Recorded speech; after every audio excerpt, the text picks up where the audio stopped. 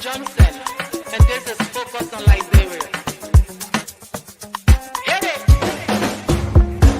From Cape Mount to Cape Palmer, mountain back to Atlantic Ocean, Obomi Hills to Bokonjre, to educate, elevate, and promote.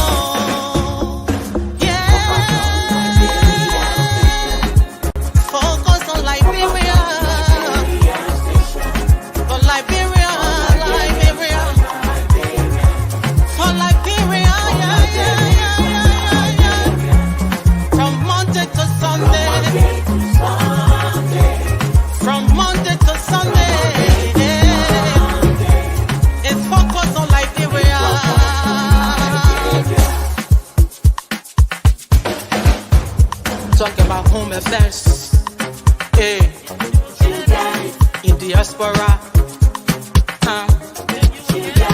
current affairs, hey, reliable information,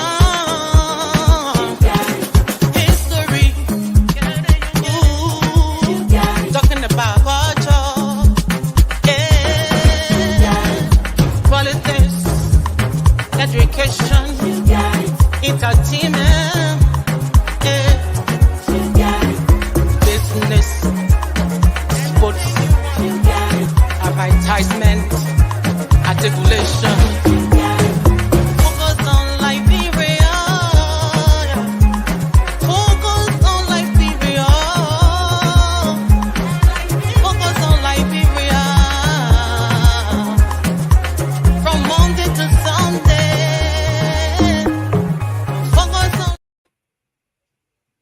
Hello, ladies and gentlemen, and welcome to this edition of Between the Headlines on Focus on Liberia. My name is Dennis Jar, and we are broadcasting from Atlanta, Georgia. Yesterday, we had a round of elections between President George Weah, that's the incumbent president, and former Vice President Joseph Numa Boakai. Counting started. 20% of the elections results have been announced by the NEC, and we are here tonight to talk about that. We call this our November 4th, 2023 round of elections post-analysis and results. What are the numbers telling us? In fact, the two political parties, are they becoming to establish their identities now? Are we on our way to possibly, a two-party state or two serious party states?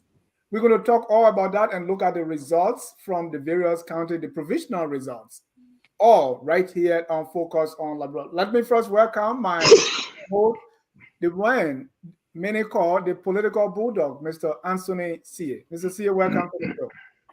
Dennis, thank you. It's good to be here.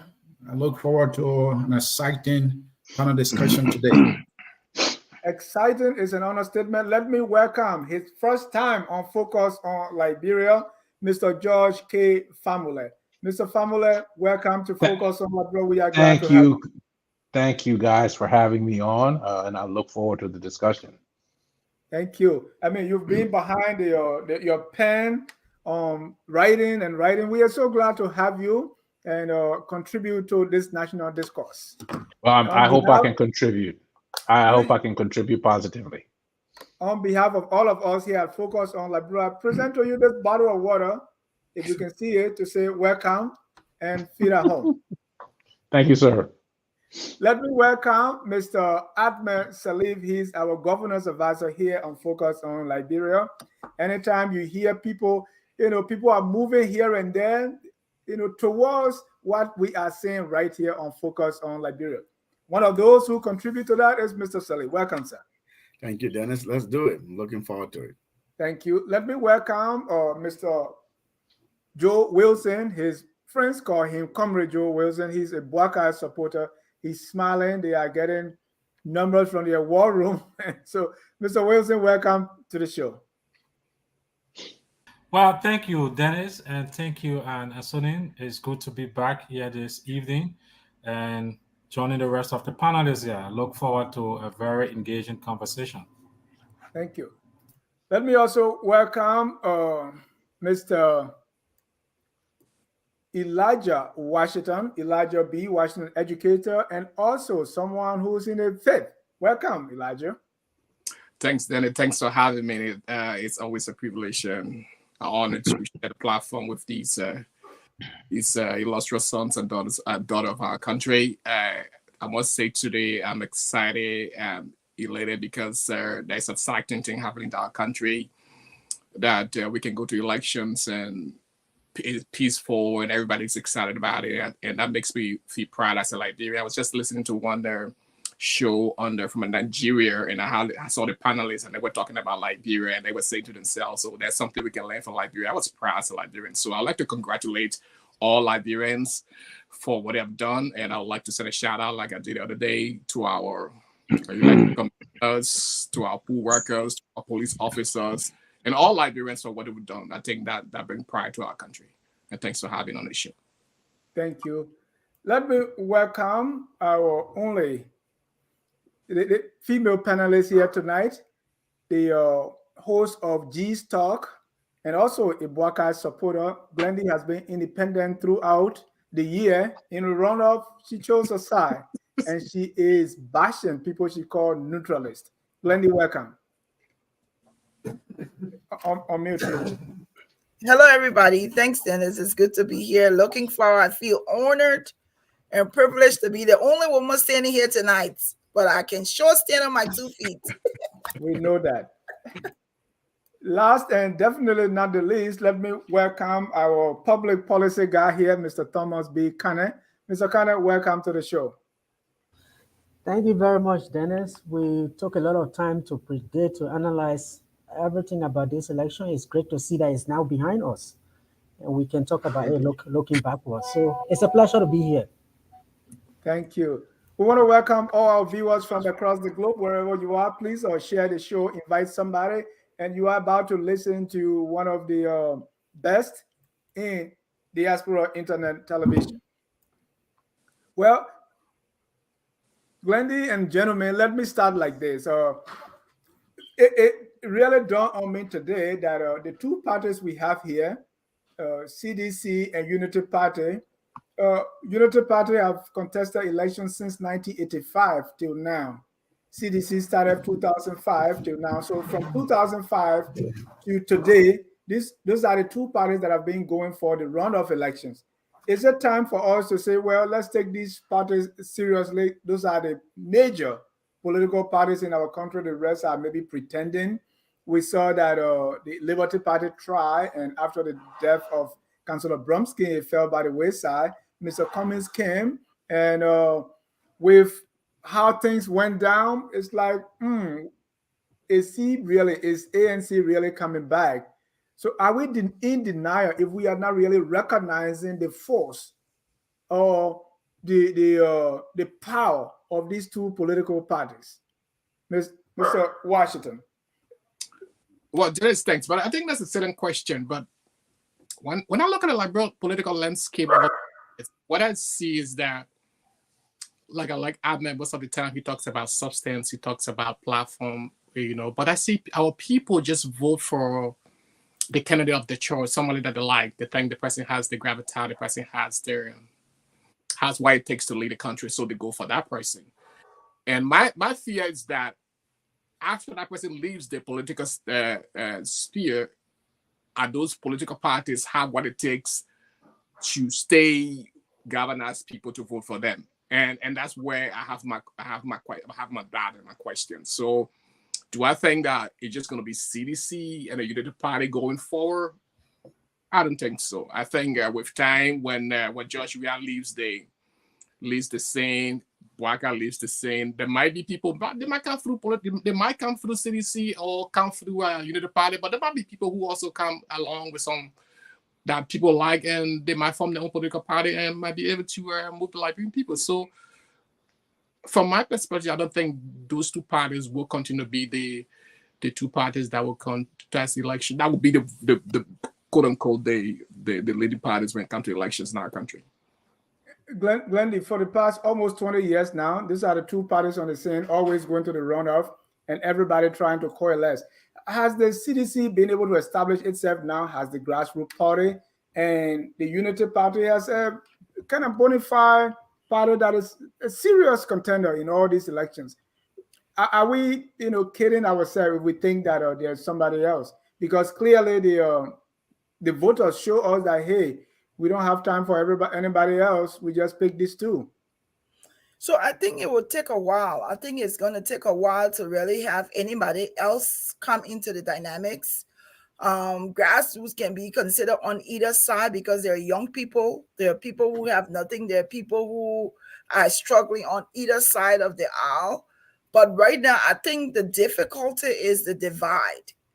And I think that has to do with the fact that President Weah, when you look at the Southeastern region and how they voted, you have to consider that factor. So perhaps when a Weah and a Boyga, it's not there, there will be differences in the political structure in Liberia. But for right now, I think until we go through the next 6 years, it will probably stay as it is, unless people branch out, and these is that we get rid of what we have, then it will probably be possible. But for right now, I think we're in denial to think there's anyone else that's gonna come. I mean, we've had parties this term around, and they didn't go that far. So I think this is what we have for the next 6 years. Mr. Salih, have these two parties actually established their identities? Oh, thank you, Dennis. Well, somewhat, yes. They've established their identity. But what I'm hearing you ask really is this thing I always talk about on this platform, institutionalism. Whether we've arrived at a place where we have party discipline, we have that these two parties have emerged as the ones that have structure, that have discipline, that have, manifesto, that they have vision for the country and can attract people to and inspire the country. That's really what I'm hearing you ask. If you ask me that, I will say, no, we still do have a problem on our hands, which is that we are a very personality-driven society. The people coalesce around an individual. That individual's personality, that individual's real or perceived wealth, that individual's tribe or whatever other regional politics that may be at play. That's where we are. If we can transcend beyond that, then I see a possibility, yes, for the CDC and Unity Party to emerge eventually as the two dominant political institutions in our country. Until we can disabuse ourselves of this personality-driven politics, we will still be fragmented by and large, in my view. Mr. Famula, why is it that we are having CDC Unity Party for almost 20 years now? All right, so what do they have that the other parties don't? Let me disagree with the last panelist who said that he sees the CDC as being a part of the dominant political fabric going forward. The CDC is not an institutional party. It has been the party, a party based on the cult of personality of one person, and that person is George Weah. For example, if something were to happen to Mr. Weah today, there is no succession mechanism in the CDC. Okay, everybody who claims now to be a member of the CDC was not a member of the CDC before the CDC came to power. Should Mr. Weah lose this election, I'm willing to bet you that the CDC will lose power because the functionaries in the party are basically, for lack of a better word, flunkies of Mr. Weah. They don't have their own aspirations. All of their aspirations are tied to George Weah. The Unity Party was a party that was founded by the late Edward Kesseley and my father, Henry Fambulet, to oppose Samuel Doe. That's how far back that party goes. So we don't have the same history. The CDC was able to maintain a competitive edge because of one person, a person who catered to the masses. And let me remind you all, should they lose the election, that will tell you that the luster is no longer on George Weah's football. That the people have actually given him an opportunity to perform, and he's failed miserably. And they have rejected him. Thomas, do you agree, or do you agree with that? I don't think the CDC is exactly as Mr. Famula has described, unless we are in denial. Well, I think this is something we need to look at from a wide range of perspectives. One of the things that the CDC managed to do over the years was that I think it started on from this approach of actually being a grassroots political party, where entrenched in the communities, managed to bring a lot of these people together. It was often this issue of the CDC managed to capture this portion of society that was left behind as Liberia became enlightened. And so even when it came to the issue of political argument, people would just dismiss them. Oh, you guys move from here. You are this, you are that. And that actually binded them together. That if society despises us, then of course we have to belong to an institution. But the tricky thing about the CDC is that the strongest asset that they had, which was this grassroots mobilization they had, they are the ones that seem to be very disappointed with the CDC because of the way the CDC has behaved over the past 6 years. So if you remove that grassroots foundation that the CDC has, then it's going to be interesting. We have to watch to see what actually happens after these elections. For me, I have always said that it is in the interest of the CDC for we to lose these elections, because the CDC can then come back and say, oh, if we was given chance, maybe he will have continued to build the parks. He will have continued to give you solar lights, but they did not give him the chance. But if you allow Weah to go for his second term and actually show to the Liberian people what he is made of, it will undercut the CDC for the future. So I think it's still tied around George Weah, but there is a frame that is there. If you look at the legislative elections, I think they won over 26. So they still have a block that they can be able to work with moving forward. So I'm not sure they are going to die, but it will take a lot of effort and a lot of convincing to be able to convince people to move with the CDC in the future. On the issue of the Unity Party, people often say that when parties lose election in Liberia, they don't come back. NDPL, NPP, but Unity Party is trying to disprove that. So if Unity Party wins this election, we can be sure that Unity Party is going to be a force moving forward. But my other question is the quote unquote the popularity that Unity Party is having at its now, is that because people are just agitated about what the CDC is doing, and the only alternative to have is the Unity Party? Well, I'm sorry. Go ahead. I think it's a combination. It's a combination. Yeah. It's a combination of the two. But Unity Party has its own base. There are people who have come, and this is why some of the other political parties could not perform in this election, because it almost came to a point that it's a binary choice. People want to get Weah out. Who then do they go for? They go for the Unity Party. But beyond that, if you actually drill down, you will see that Unity Party has a base. They were in power for 12 years, and they have managed to pull this together. And eventually it's going to happen. I will see that after this election, some of these political parties that participated might merge into the Unity Party moving forward. Yeah, but the Unity Party after... Yeah. Hold on. Let me go to Joe. Joe, I don't know how this the party being built around George Weah, I don't know how is it different from who Mr. Boakai also represents, because Mr. Boakai clearly, without judging him, is really not the ideal candidate for the Unity Party owing to his age, his health, and everything that's been said throughout the year.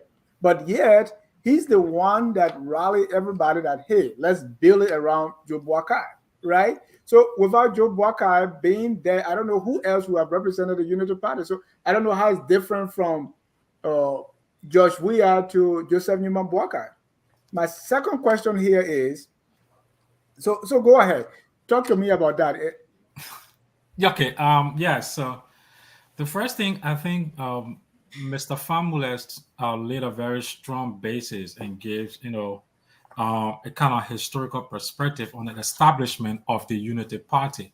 So I don't think we need to spend more time understanding how well rooted and grounded the Unity Party is as an institution. So, and this is what a lot of people continue to misunderstand about the Unity Party, that this Unity Party is a grassroots party. And because of that, the Unity Party is well institutionalized.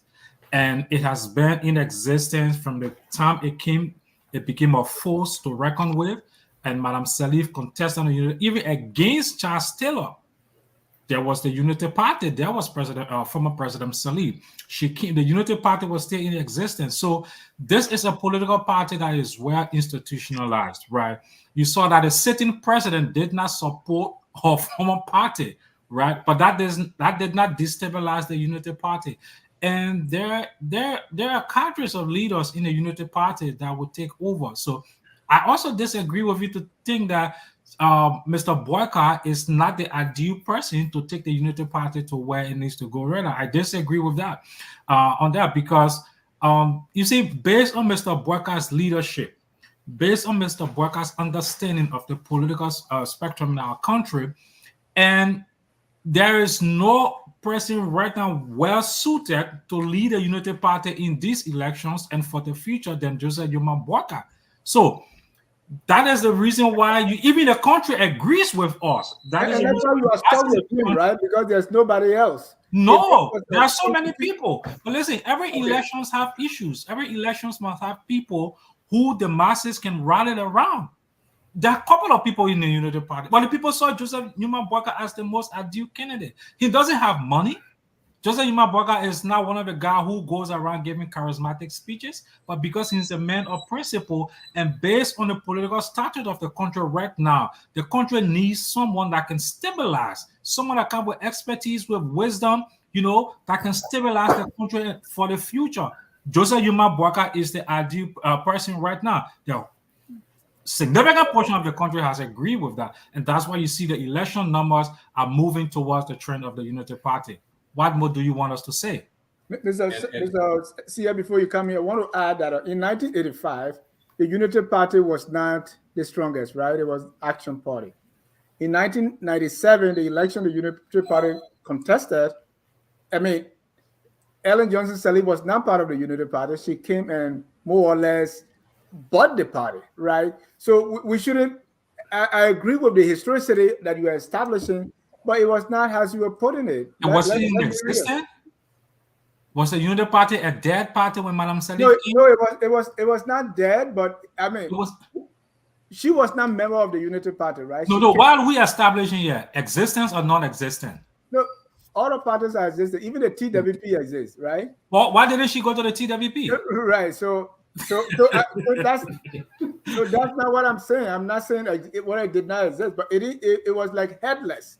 No, listen, no. There was nobody. No, Dennis, you're misreading the history of the Unity Party. Misreading that. And the Unity Party was in existence. The Unity Party. No, I agree. It was Dennis, my thing. Dennis, I'd like to clarify something though that Mr. Famler attributed to me. In a way, we said the same thing. I didn't outrightly say Unity Party and the CDC going forward will be the most dominant parties. You asked a question. I said the basis. I gave a premise. I say our politics is really based on this personality cult right now, and we need to go away from that. Because until we can go away from that, it will be difficult to institutionalize and really bring about institutions and discipline in these parties. Unity Party, you can argue it was established where, by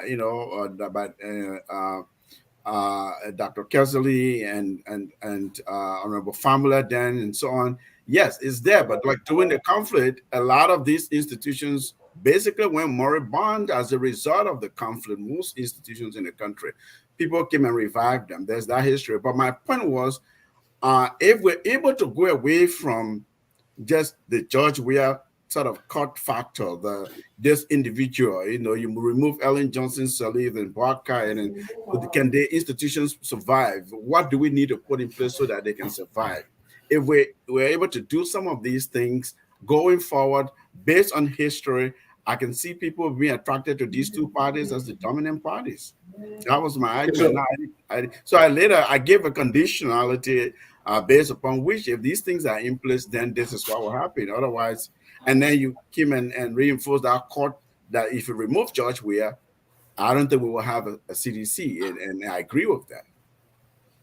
Okay, I stand corrected, but I think Comrade Wilson made the point that when we reflect and talk about idealism, the idealism is in the proof of electability. Okay, there were 43 candidates who ran in this last election. Not necessarily. Yes, necessarily. No. Yes, Hold on, Elijah. so let me land. There were many other options to choose from on a ticket. You can say, oh, he was not the ideal candidate. He's the candidate who won. He's the candidate who will defeat an incumbent who has built parks, okay, who is using, listen, one of the things I tell people all the time is when you are president, you get free coverage. You get free press, okay? If the president comes and he spits on the sidewalk, it will be covered in the news. So being able to defeat an incumbent and say, oh, but the person who defeated the incumbent is not the ideal candidate. Listen, people don't vote for idealism. They vote for for the people who they believe represent their best interest. And George Weah is not that person. We can look at the beautiful parks that George Weah has built. Let me tell you one of the things I saw in the park, that park that's right near the mansion, PHP. You know, one of the first things I noticed about it? It has a beautiful water barrier to stop the ocean from coming into the park. But if you go to Nucru Town, if you go to West Point, they've never built a water barrier to stop the water from coming into the town. They've never built a water barrier to stop the water from coming to take over Detour High School. So those are window dressings. Don't think the masses that supported George Weah don't understand that. You got a city of 2 million people and you're building a park with a swimming pool. How many kids are going to actually, yes, it looks great and it makes for great publication, but it doesn't improve the substance of the people's lives. And they've seen that. I think, Mr. Family, you're taking that far too high, for the CDC folks, people who don't have no development agenda. That is just way too much. They just go around doing the elections are over. You're trying to be too nice with them. The elections are over. We're not going to litigate that anymore. But let me bring in Mr. CA. Let's talk about today, what we saw.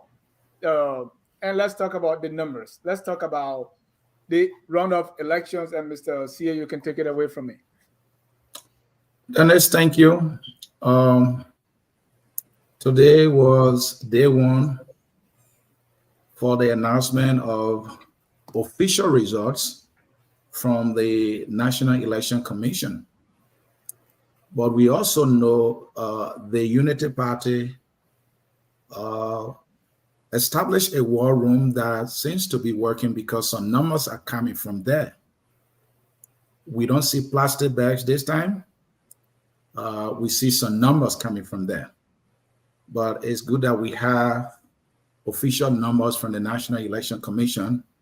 We have a short clip here we're going to play so that we can all hear from the authority. The following are the tallying results of the presidential runoff election from the magisterial offices across the country to date. I will now read consolidated national presidential progressive tallying reports to be followed by those reports from the counties. Of a total of 1,315 polling places, of a total of 5,890 polling places, constituting 22.33%. Walker Joseph N. UP. Votes obtained 193,041, constituting 50.71%. Weah George Manning, CDC. Votes obtained 187,615, constituting 49.29%. Total valid votes 380,656, constituting 100%. Total invalid votes, 5,420. Total votes, 386,076. Those were the... So you heard the official results as announced today by the National Election Commission, and according to NEG, they have tallied 22.33%. And of that, Joseph Yumambwaka is in a lead with 193,000 votes, constituting 50.7%, followed by Josh Weah, 187,000, constituting 49%. The margin between the two, based on what the NEC has tallied, is 5,426. So these are the official numbers that we have. So I don't know what can be the reading of these numbers, because if you look at the first round of the election, Joseph Yumambwaka taking the lead when they have first tallied the first results, even though it was very, very little. I think the first result they tallied at the time was 1.6. This time, the National Election Commission has tallied 22.33%. So let me bring it to the numbers guy. Mr. Formula, how come the net is able to tally 22.33% on day one as compared to 1.6 in the first round on day one? Well, I don't know what the next mechanism of counting is. I just don't have a lot of confidence in the fact that they are counting these votes so slowly. It's almost deliberate. You knew you were having this second round. You knew there were only 2 sets of ballots you were going to count. So I would think that in a well-run organization with something of this import, you would have had counting around the clock. So you would have even arranged to have people count in shifts and to say to the Liberian population, every 4 hours, we'll give you an election update. But dragging this thing on, it seems as if it's deliberate.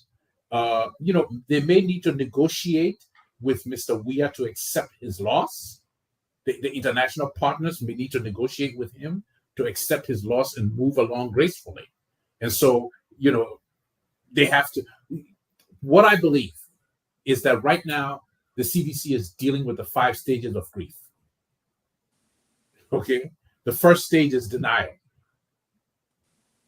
Then it's bargaining. So we're getting to the second stage, but by the time we get to Friday or Saturday, we will reach acceptance. And then that's where the important decisions and movements will be made, because there will be a tremendous political upheaval in the country over the next 2 years when this government changes.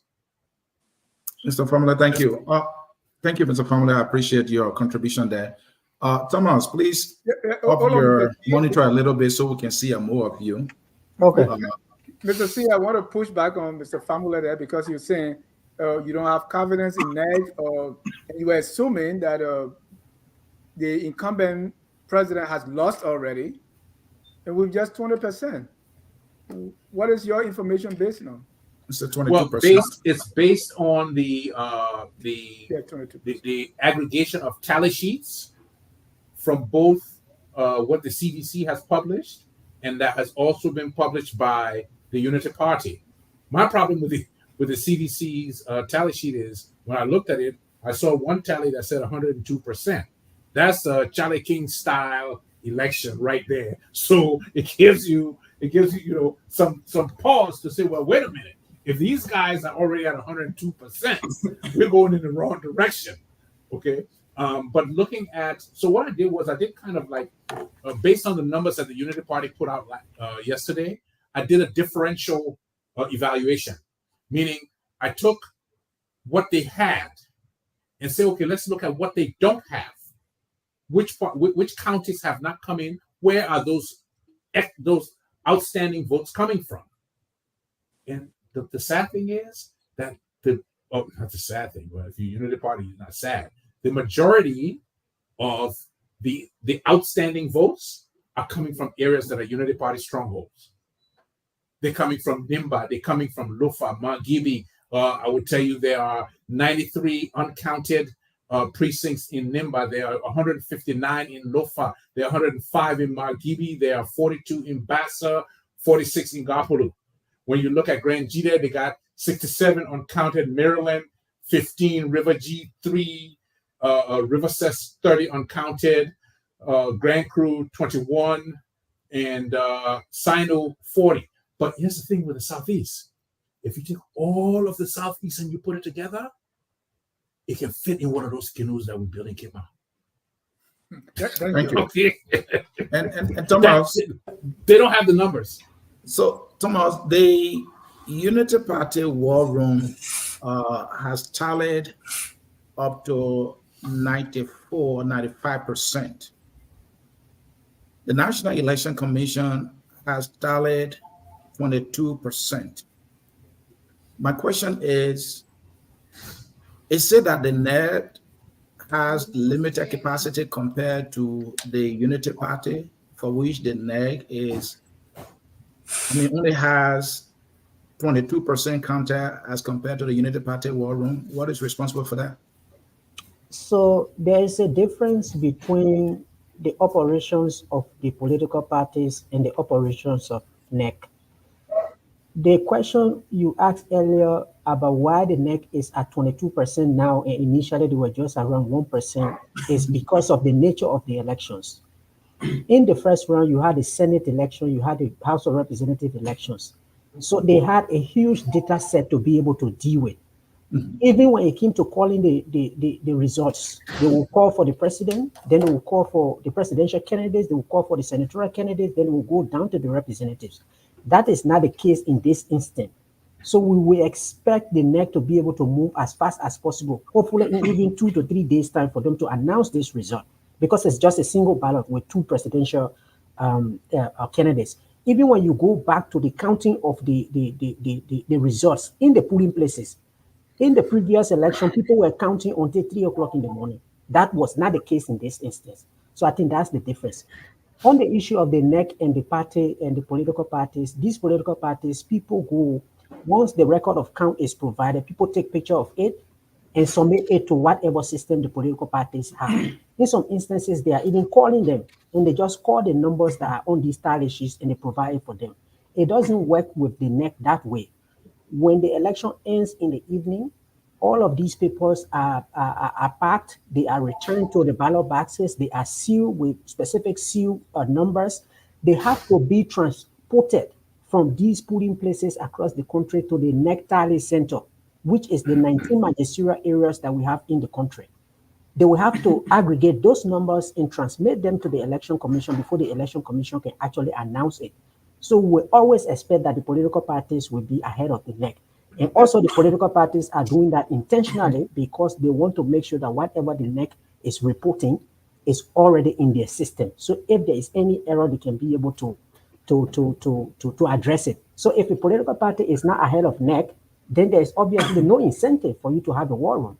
You should just listen to the NEC. So we expect that the Unity Party will finish before the NEC.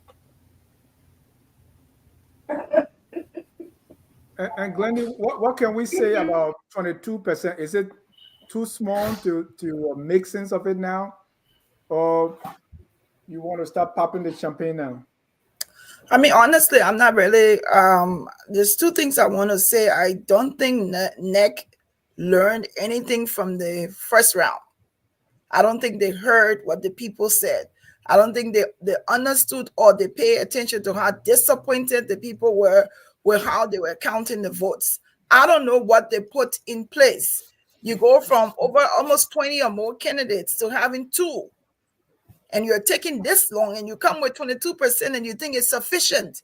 I think they're creating more room for chaos than you will have.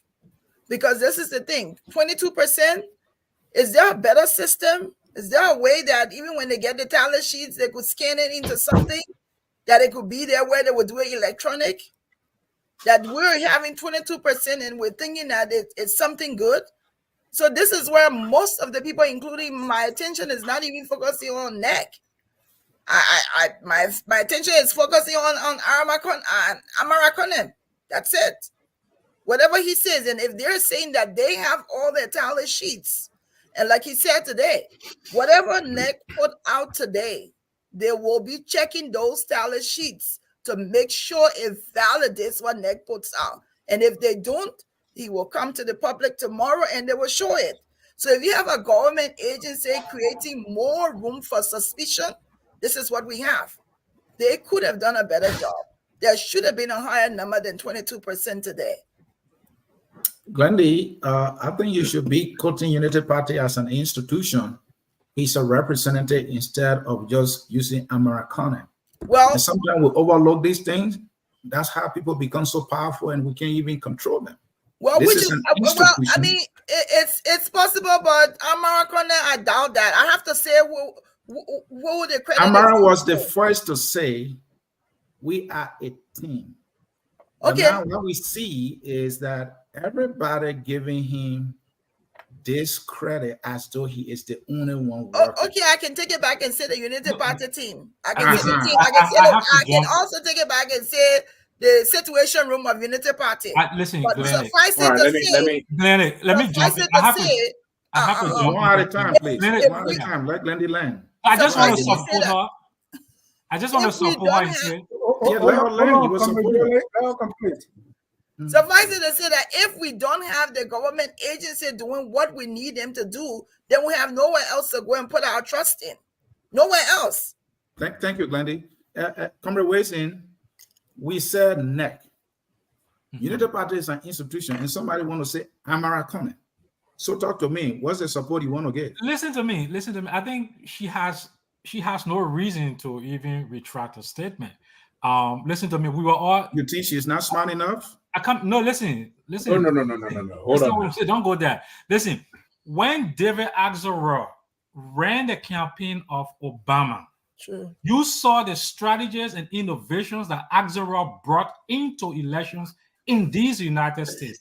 And it has significantly changed campaigns in this country. Axelrod was the name everyone remember for Obama campaign. It did not change the Democratic Party. So people can bring dynamism to the campaign. It doesn't mean that they own the institution. So you have no reason to be their friend. Okay. So don't be their friend. Let me just say this, okay? Bring a new level of dynamism to the campaign. That's all. I'm a software engineer, and I applaud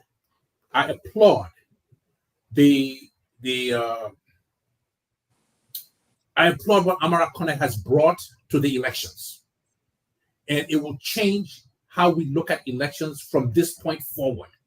The fact that a party could organize itself in such a way that they could beat the NEC in the production and aggregation of numbers, that's significant. Don't forget, there were 43 parties in this thing. There were 43 parties in this election. And this is the only entity, not even the ruling party, with all of the resources, government at its disposal. They couldn't do this. So let's not try to sideline him and say, oh, it's the Unity Party. Because guess what? Without him, the Unity Party's war room would not be where it is. So I take my hat off to him and I congratulate him. And he has basically served notice to the NEC that they are walking on thin ice should they try to alter any results that are different from what comes on the tally sheets. Thank you. Let me come to Ahmed. Ahmed, you been very effective in telling us about institutionalism, right? So I'm not trying to dismiss the leadership that one brings to an institution, the innovation. But I think there should be a fine line when one is a representative of the institution.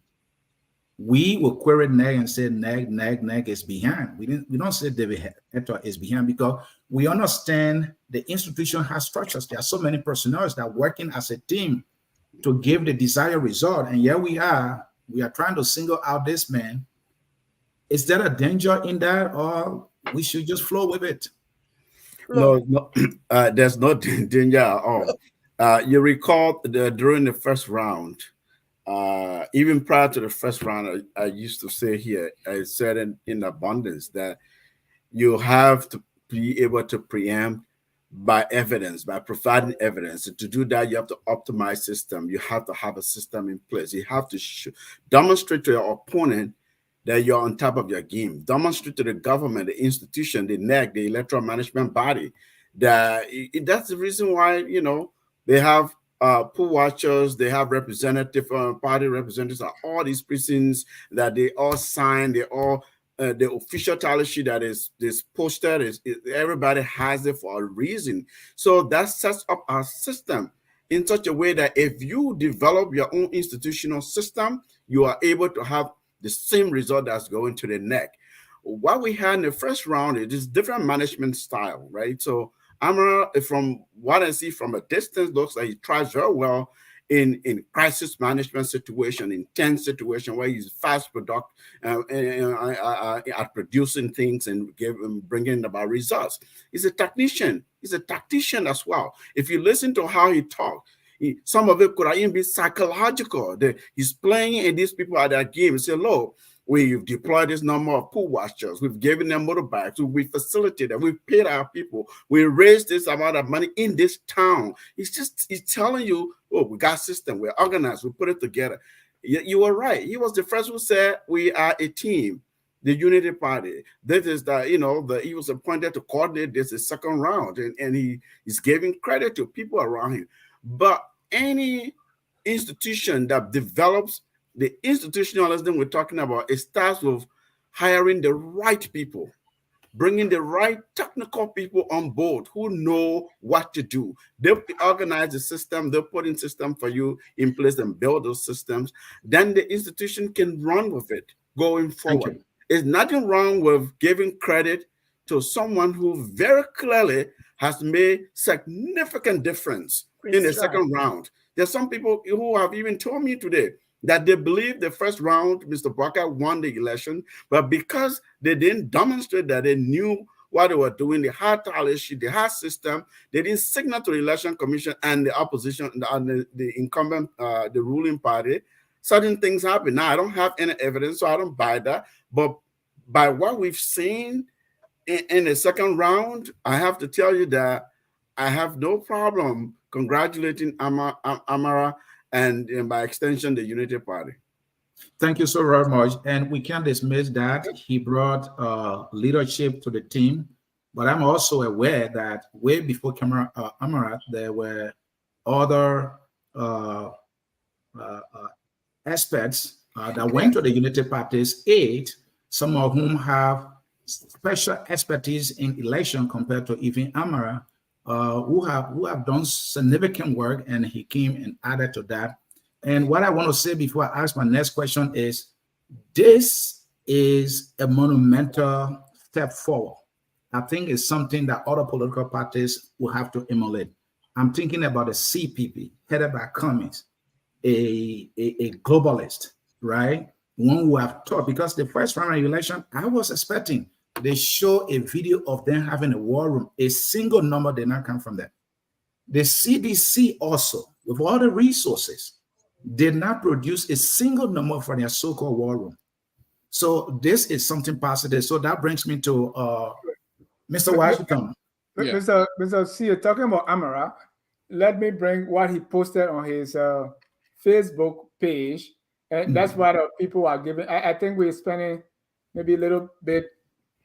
It's an update, 85% of polling places reported in our situation room system. GNB leads by this number of votes. Will provide update by 7 p.m. today. Unofficial but certified by NEC record of count tally sheets. That's Amara. And so Glendy is not you know, sometimes I, but where was he? But again, that's what I wanted. And what was Mr. Bwakai's leadership that led to this very disaster in their war room? But now Amara has come to the rescue. So thank you, comrade. Well, Dennis, Mr. Bwakai. Oh, anyway, I'm not very privy of that, but it's leadership. If an error occurred or some kind of lapse in the system, you look at it, you recalibrate, you move resources around, you bring new people on board. There's nothing wrong with that. That's leadership. And just to point out this team thing, though, you're right. We should give credit to people who have been working with Mr. Bwakai, putting systems in place. There are many individuals we can call. You know, we know some of them we know are working very hard. And we also saw some other technicians come around in recent time, over the last week, since the Runoff has been underway. The planning have been underway. So we're not, by saying what we're seeing Mr. Connell exude and put out there, we congratulate him. To me, I'm not at all minimizing those teams, those leaders, those managers who have been working in the Unity Party. We have to go to something else, but I have to bring in Mr. Washington in here. Yes, please. So I will not hesitate to say this is a positive step in our electoral history, if I can put it that way, to see a political party counting its own numbers, so that it will find out what happened, how they perform compared to the others, right? What is it going to lead to going forward from now? Well, before I answer that question, I'd like to go back to some of the things that some of the sessions and Mr. Famula and that of Wilson. I think it was disingenuous to insinuate that the Unity Party was well structured, institutionalized. That might be the reason why they might have been voted into power the last time. This is not the first time that Joseph Baka and Josh Weah had gone in a political race. It's the first time they went the political race and Josh Weah won him. So that's the argument. I think it's pretty weak. And the next one, they talk. But people get the impression that NEC is not credible. They are slow. Unity Party beat them. I mean, come on, man. Come on. They have a strategy that amended. So next year, you were in college. If a teacher gave a deadline that, hey, bring the assignment on the 17th of October. If someone took his assignment on the 16th and another person takes it on the 17th, does that mean that you have beat that person to it? That's the time that was given. That has the time to get the results. And that has to go through processes to be able to get to that result, because you'll be the same people tomorrow who will be crying that night did not get the right result. So let them do their work. If you guys claim that you already have your war room, you have all your numbers, why the rush? Just relax. You have your war room, you have your numbers. Your numbers are they will go in accordance to what NEC has. Don't rush. Just relax. Okay, but let me disabuse you. What do you call? Let me disabuse you really quickly about this concept. No, I'm going to answer that question. Can you just hang on? When it's your time, you can do that. I just want to answer. I just want to go back to some of these sessions that were made before. We just let it go, and people listening to us were like, "Why are the guys not kicking back?" But I think that's not a way to go. Like, it's credible. We should give them all the respect, and people are listening to.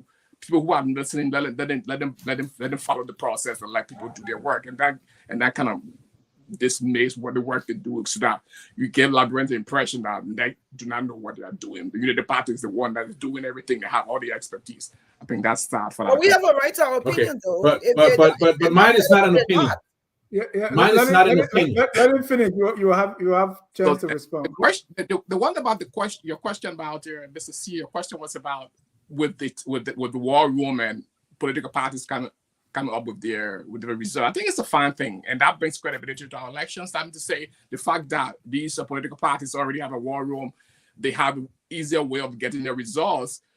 That brings credibility to our elections and makes our people to be confident that they know what they're doing. So there's nothing that will be that with that. People already know that, hey, we already know what is going on. There's nothing you can do. You can cheat. You cannot stop ballot boxes because we already know. And I think that's a good thing. And I think it brings the credibility to our elections. And I think that's something we should applaud, and that's some things we should cherish and uphold. Okay, so let me mine is not an And opinion. look, like we set the bar so low that this is a big deal, right? That's exactly right. That is exactly right. The NEC is a mediocre, inefficient entity of an organization. Let's go back to the 2017 election. We had problems with that election. A team came from ECOWAS and delivered a report. Do you know what that report said? No. Let me finish. Let me finish. Let me finish. Don't go back. No. We are where we are. We are where we are because an autopsy was done in 2017 that said in 2017 that the next election in Liberia should use a biometric data system, biometric identification. The next election in Liberia was when? It was in 2020. It was in 2020. The next Mr. Formula, I'm the moderator. I can call you to a point, please. Hold on. Yes, sir. The NEC does not raise its own funds. Yes. The central government will have to make funds available for the National Election Commission. I am aware that every time the NEC makes a request for a budget or an amount, the central government will either give just 50% or just sometimes 25%. So that resource constraint, you can't eliminate that as something that's that can not true. them. That is 100% not true. And I will tell you why it's not true, because I have studied this particular problem for more than 10 years. First things first, when the ECOWAS people came and said NEC needed to have a biometric database, I wrote a letter to the president of the Republic of Liberia because at that time we had already formulated the National Identification Registry. If you read the law that formulated the National Identification Registry, it says clearly that the National Identification Registry is the only entity in the Republic of Liberia that is responsible for biometric identification. First, so that meant that NEC had no legal authority to produce biometric identifications. It was because they wanted the money. The National Identification Registry, sir, should serve as a service bureau to any organization within the government that requires identification. You can go to Front Page Africa. I wrote the article there and I laid it out for everybody. That's one. In the LOFA elections, I don't know if you all remember that there was another debacle there where the NEC could not report the data correctly. I did a scan of the page, the source code on the page. And you know what I found in that source code? That in the query for the source code, they were asking for employee ID and employee detail to be able to deliver the results. I published that again in Front Page Africa. Tell me, let me finish. No, it is the issue. You tell me when you are designing a database, my friend, what does employee ID have to do with voter information? What it tells me is that the people who built that system were so incompetent that they took another system and tried to force it into an election system. Yeah, it's copy and paste, right? Front page is entitled, "The LOFA election is a flashing red light." That these people did not know what they were doing. Be that as it may, the fact that NEC took on the identification responsibility, which is not theirs. The only thing NEC is responsible to do is to register voters. The identification of the voter is actually the responsibility of the national. So from that, thank you. You made your point. Thank you so much. Maybe that was a policy issue and not so much about incompetence. And if they could have a wrong source code, maybe they hired the wrong person who didn't know the job. And there could be so many factors. So that's incompetence. You're the same people who don't want to give Amaracone credit, but then you are saying, "Oh, these people, they just hired the wrong people." Well, in 2 weeks, this man came in and he hired the right people, and you say, "Oh, Monaco and me, we want to get everything to the Unity Party." I mean, but then when NEC hired the wrong people, we might not call them. Mr. Farmler, let me correct something though about it. Joe, am I missing something here? The VRR, the voter registration. I really don't know which side to stand. And who they did? the voter registration. Joe, who did they? Hold on, Amen. Joe, who did they? No. That's including you. That's including all those who were saying that we cannot recognize Amara Kone for what Nobody told you that, Mr. Wilson. No. Listen. Do you really pay attention when people speaking, Joe? Listen to me. Do you really pay attention? Joe, let's leave that point. That question should be asked to you, Anthony. You are the very same person that tried to say we should not call Amara name because no, he didn't say that. He said it's a teamwork. Yeah, wow. but come on, man. Wow. Do you have a relay of your? We all listen to the relay of your. Let's go above the fray. It's obvious that the likes of Joe, they close their ears when people are speaking. No, listen to me. Anthony, Joe will defend himself. Anthony, when I said Glenn has no reason to even retract her statement, you are trying to make Glenn to retract her statement because you are trying to get recognition to Amara Kone, and you are enforcing and insisting that if we start mentioning individual names, there's a likelihood they will dominate or make the institution kind of weak to some extent. Moderator here, and what I do, Joe, is ask questions to facilitate the discussion. So let your question be informed. When I bring it back to your question, don't try to double dip. I'm not making statement. I know you stay in your campaign mode. No, there's no campaign. There's no campaign. I wanted to. We have to go to something else. And Ahmed wanted to say something. Yeah, I wanted to ask. No. I'm not. You have taken so much time to talk. We have to give time to Ahmed. Ahmed, come in, please. Yeah, but my question will also bring Family back. So no, Family is not coming back. He took a lot of time and the discussion completely. No. On the National Election Commission's registration process, the way the Election Commission registers voters by law under our new election law, there's a process. They have to be able. Everybody has a voter ID card. That voter ID card has certain serial number. It has certain identification that is very unique to how NEC can match that against the national identification card that you have or other types of identification. So that's where I'm confused about asking you in terms of why you lay out that the National Identification Registry is a service bureau, which I agree, because that's what really they are in the statute, and that's how they've been advertising. They've been doing business. That look, you can we're digitizing this thing here. You can do banking. You can do identify yourself as a citizen in any situation where you're required to identify yourself as a Liberian citizen, as long as you have the national identification card. NEC has a process, however, whereby it ought to register voters, because not every citizen who is qualified to vote, and it's not every resident or everyone who lives in Liberia is qualified to vote. There may be those who have national identification card, they still maybe under age or some other circumstances. On our law, they don't vote. Right. That's quickly they find it. Yes, you have hit the nail on the head. Amen. You have crystallized. No, George. Hold on. We're not going to do that. No, it's an important point, Anthony. No, we're not going to do that. Okay. We're not going to do that, because what this is going to lead us to now is we'll start discussing which identity should be the appropriate one to use to identify a voter. That's why we'll be coming to, and that will be a whole different discussion. I really don't think that's why it's we're going to leave. I don't think that's why the National Election Commission has issued ID.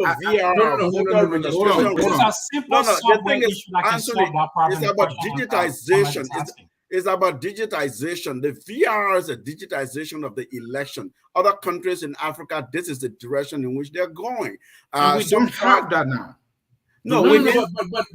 But if we're discussing the NEC and we're discussing its role in the election, to say we shouldn't discuss how it does that, I think it's a disservice to our audience, as Ahmed just said. And I think he clearly understands. You can interpret that whichever way you want. That it's a disservice. We are the moderators here, Mr. Famula, and you need to listen to us. We are moderating the show. We guide the discussion. We are here to talk about the election, the results, and that's what we're talking about. So with that, we will talk about what happened during the election.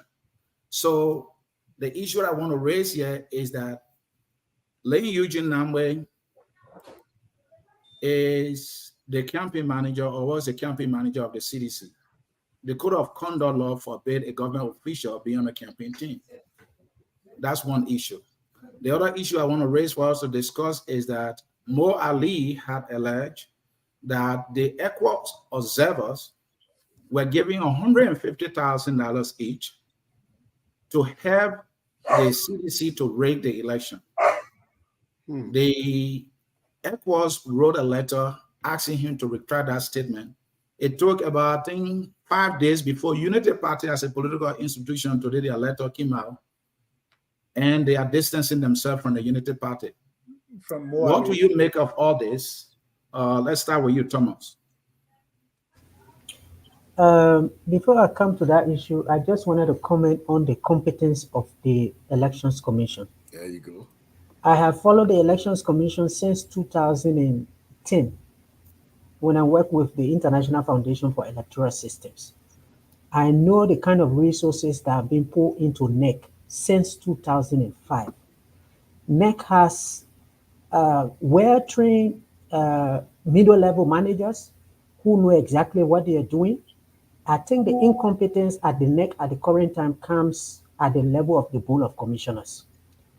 There should be no one to forgive the NEC that they go to even call results, they're not pronouncing names well. The procurement that they did for the biometric voter registration was all out on WhatsApp in the press. They couldn't manage it. Every time they go to the Senate for hearing, even when they ask them questions, they don't answer. So I think the NEC has shown some level of incompetence, but I do believe that there are middle-level managers in there who know what they are doing, and therefore we're just sailing through. On the issue of the ECOWAS issue with Mo Ali, I don't know where Mo Ali got that information from, but to me, I was so surprised when I saw that. This is a regional body. Every one of us can have issues. We all say it's a club of presidents who don't follow democracy, they make mistakes and all of that. But you have to be careful how you engage these people. When we had a civil war, it was these same ECOWAS people who came to come and help us. When things happen, when you demonstrate, you go to U.S. Embassy, you go to ECOWAS. To come to the level of saying that ECOWAS took 150,000, why did Mo Ali have to go to that extent?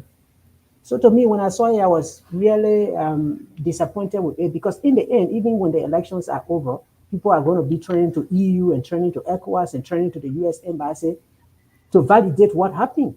If you already accused them, then how do you turn to them? So I think that was a kind of disrespect to the regional body that we have always worked with, and we are part of this body. So I don't really know. Maybe I think the Supreme Court has invited him. Maybe he will show his evidence. You can say it's true or it's not true. But I just think that with his level and the role that he has played in the party with the position that he's in, I don't think he should have gone that route. And the Eugene number issue? The Lane Eugene number issue, the only difference is that he's the campaign manager, right? But everyone in the government is campaigning. Everybody has this friend of the commerce minister for George Weah. This person has this friend of this for George Weah. They are all campaigning. And this is one issue that the Code of Conduct meant to have addressed a couple of years ago. And we've thrown the Code of Conduct out. We've not followed it. And we just get to this point where all the government officials, the security officers themselves are wearing party uniforms and following the president and going all over. So we are just in a deeper crisis. Comrade Wilson? So yeah, starting up with the Code of Conduct issue, well, at this point in time, discussing CDC government and Code of Conduct is like a deadbeat horse you're trying to revive. Dead horse, whatever it is. But that's not a conversation that we should even be having at this point in time, because it's a waste of time. For the past 6 years, too many violations of our laws by the president, officials of government, nothing has happened. So what do we expect at this point in time? Of course, nothing will happen. No actions will be taken. There's no respect for the laws under the George Weah government. in regards to the issue of Mo Ali, right? Two things I want to acknowledge. First, it was during the heat of the campaign period. Everybody in campaign period, he made a statement that he shouldn't have made, but as an institution, the United Party, as an institution, realized that the mistakes Mo Ali had made. ECOWAS released a statement. Mo Ali had to make an erratum. He did post an erratum, apologizing, withdrawing his statements. But yeah, it's something I want to draw your attention to. In the same heat of the campaign, the CDC Secretary General, Javosi Koji, produced a video that was grossly misleading, indicting the chairperson, I think one of the workers or the chairperson of the ECC, Mr. Bloch. ECC coordinator, one Bloch. Yes, coordinator Mr. Bloch. Now, the U.S. Embassy released a statement specifically referencing that video. CDC. And Comrade, let me add something that you will continue. The chairman of CDC, Mamba Modo, wrote the U.S. Embassy requesting that the head of the EEC be investigated, funds be stopped. All right. And that was what he said. But later on, he had to retract the letter that he wrote. I was like, what is going on here? Go ahead. I just want to add that. I did not see an apology from the Secretary General, Mr. Koji. Although he knows he's grossly misleading the public. Yeah. But it's a mobile model who wrote a letter of apology. I like the stance. Yeah, mobile model knows, he knows what's up. I like the stance of the U.S. Embassy. They were very clear in their statement that they were exploring visa restrictions for individuals that are involved into such act of providing misleading information. So that's why you see the institution, the Unity Party as an institution, and the CDC as a non-functional institution that anybody can do whatever it is and they walk away. No surprise today, you saw the Executive Mansion Facebook page was being used to post political party results, which of course was a misleading result. These are times we're in, and that's why the Liberian people made their decisions, and we are seeing the effect of that decisions in regards to the numbers that are coming out from our polls.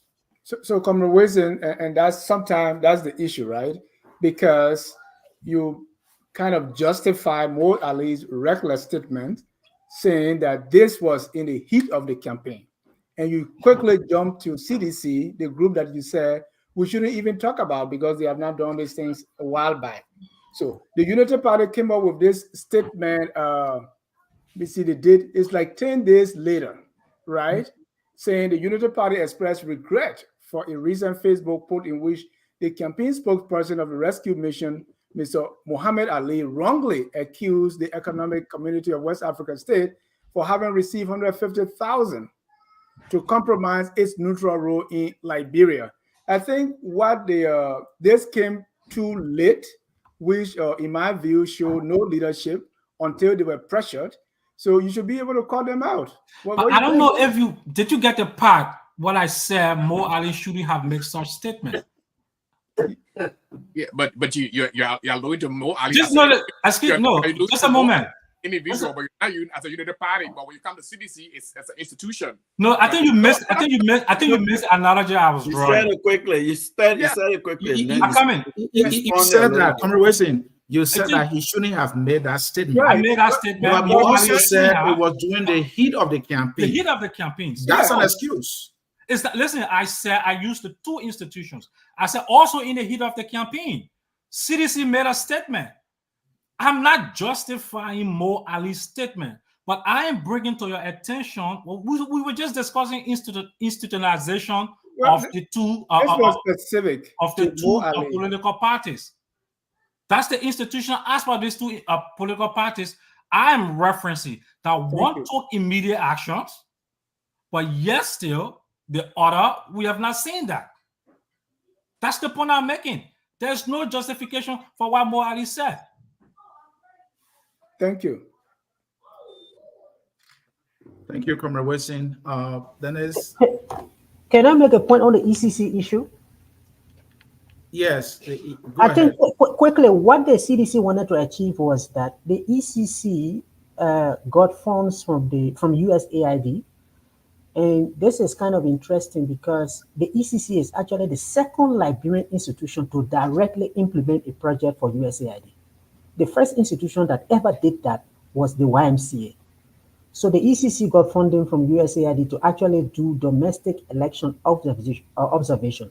USAID has 2 observation missions in Liberia.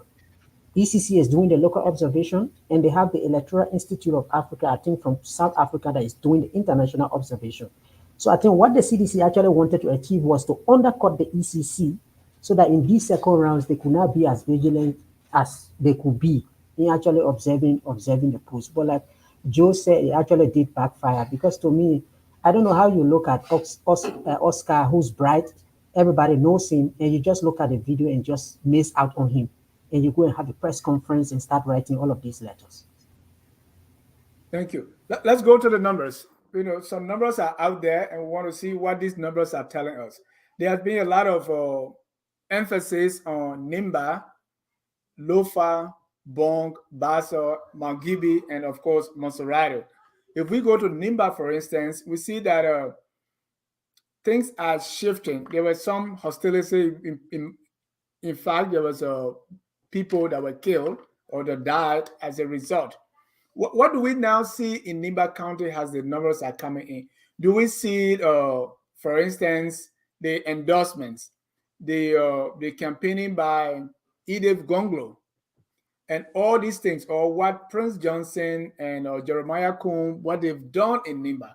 Has it moved the needle here or there when it comes to these elections? Do we see Joseph Newman Boakai, for instance, going above what he had before, and we are maybe staying at the same place or getting more or less? So what do these numbers as they come in tell us, looking at where things are, the endorsements, and how they are doing, the politics thereof? Let me start with Glendy. And then look at Bassa, where we see Charlene and Benzoga Finlay. What has these things done to move the numbers either way? I'm going to say that I don't know if people moving, like I said the other night, I don't know if there's been any serious impact on the numbers as it relates to people moving from one place to the next. I don't think there's been any significant change. I think as we're seeing and hearing today, the entire southeastern region was won by President Weah in round 1, and it's going towards President Weah and again in round 2. So as far as the numbers go, I don't think there has been any significant impact in it. I would have hoped that maybe if Amar Kone had, and I'm going to bring his name up again, maybe if some of the people that are working with UP now, if they had joined UP before second round in the elections, a lot longer before, there would have been some difference in the numbers. But I don't think there's been any significance in the numbers so far.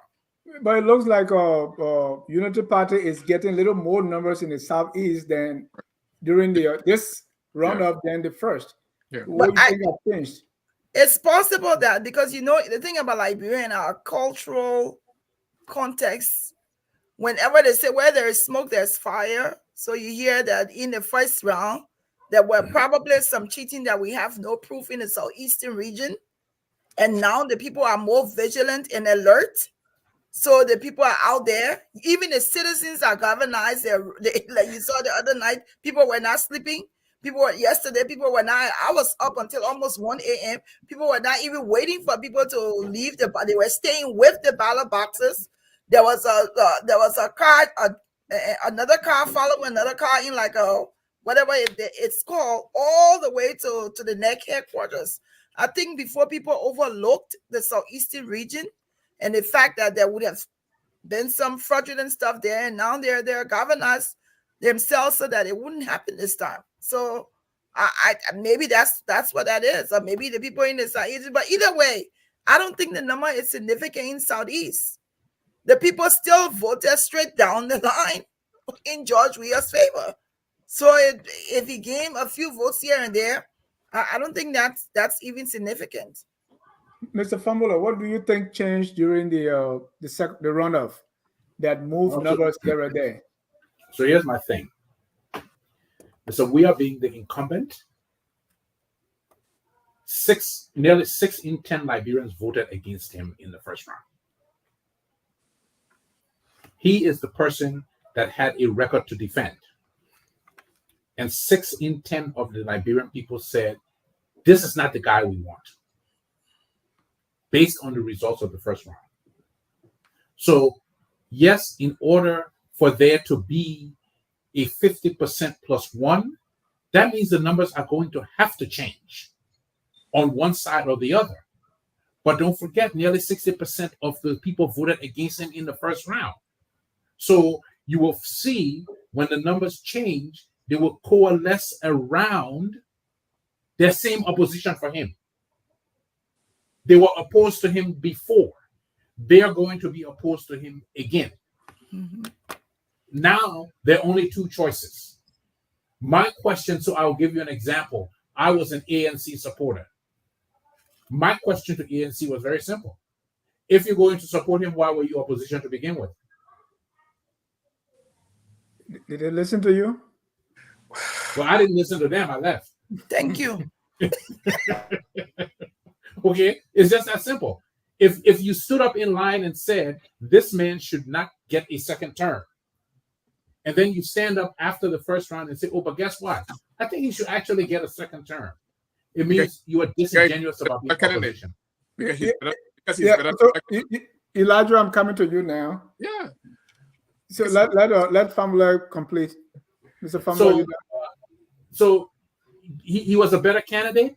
6 in 10 of the people voted against him, even though he has been president for 6 years. Thank you. 6 years, he's had a record to run on. And he could not convince 60% of the people that I'm the best guy. Right. That's the point.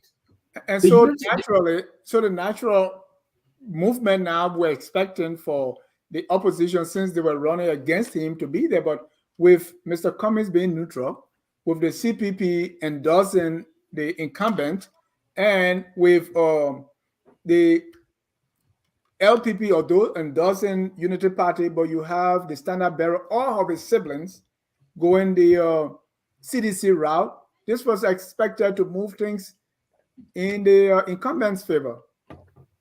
Mr. Washington, what's your read? What do you mean when you say move things in the incumbent favor? If CPP is endorsing Josh Weah, correct, and you have the vice standard bearer Charlene Bromskin and Mr. Cummings' chief of staff Mariah Yakula now campaigning for CDC, it means that CPP will vote for Weah, correct? Correct. No, that's not correct. That is 100% not correct. And all right. Why it's not correct. Yeah, I think. No, let Washington tell me why it's correct first. I'm a member of the ANC. I'll tell you why it's not correct.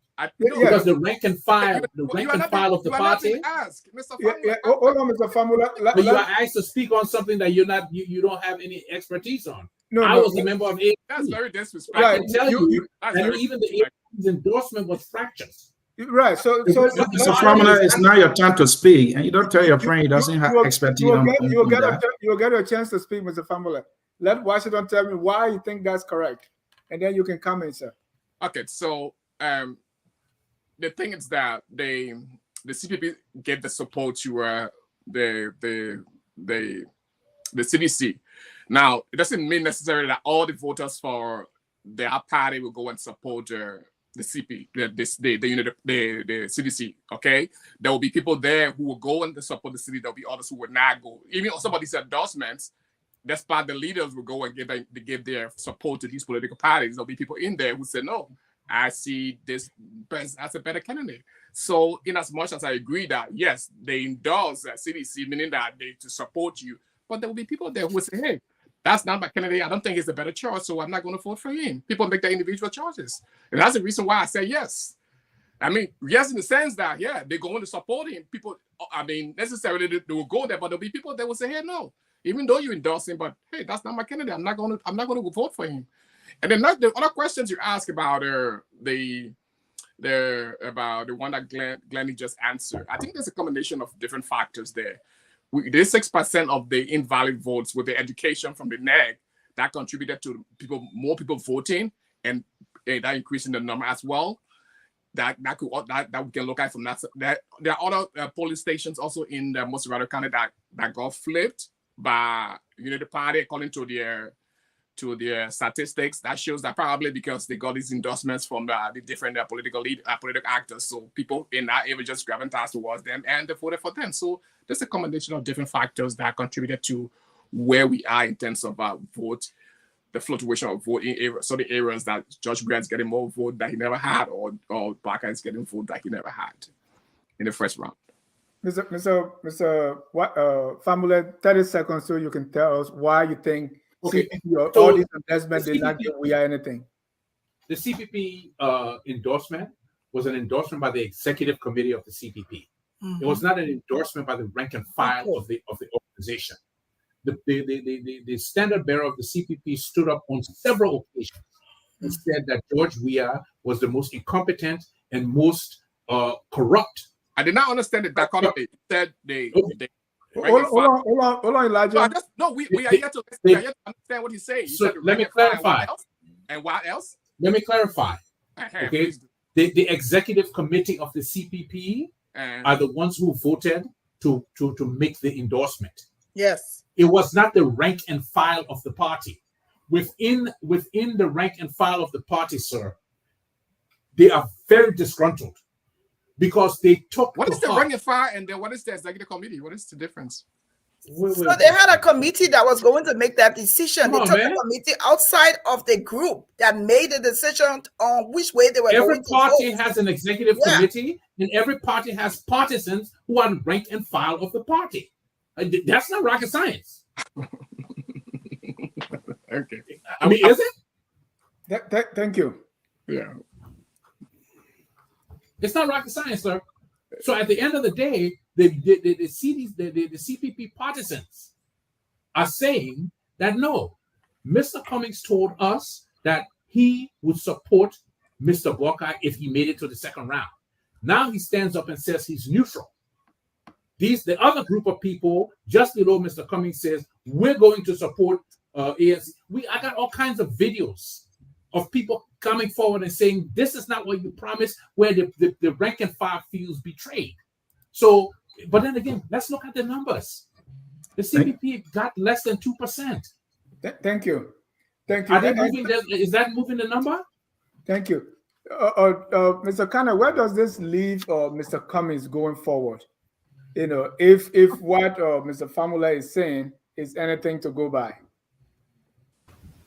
Where this goes back to the point that we started the conversation on, whether other political parties are going to break in and obstruct the kind of foundations that the CDC and Unity Party are laying. I have always said that Mr. Cummings came to Liberia with a different brand of politics, right? He'd been out for a couple of years and then he came back, and his point was that the bureaucracy has now worked for you. So here am I coming, I have this experience from the corporate world, and I'm coming to change things around, but I have to do it on principles. That is hard work. You have to be truthful. You have to be someone that works with clean people. Don't mix yourself up with people who've been on the ground, who've been in this bureaucracy, who have been corrupted by the bureaucracy. But along the lines, just as Mr. Fambula was saying, I think people have started to lack trust in him because he will say one thing and do the opposite. The first thing was the way he started associating with people.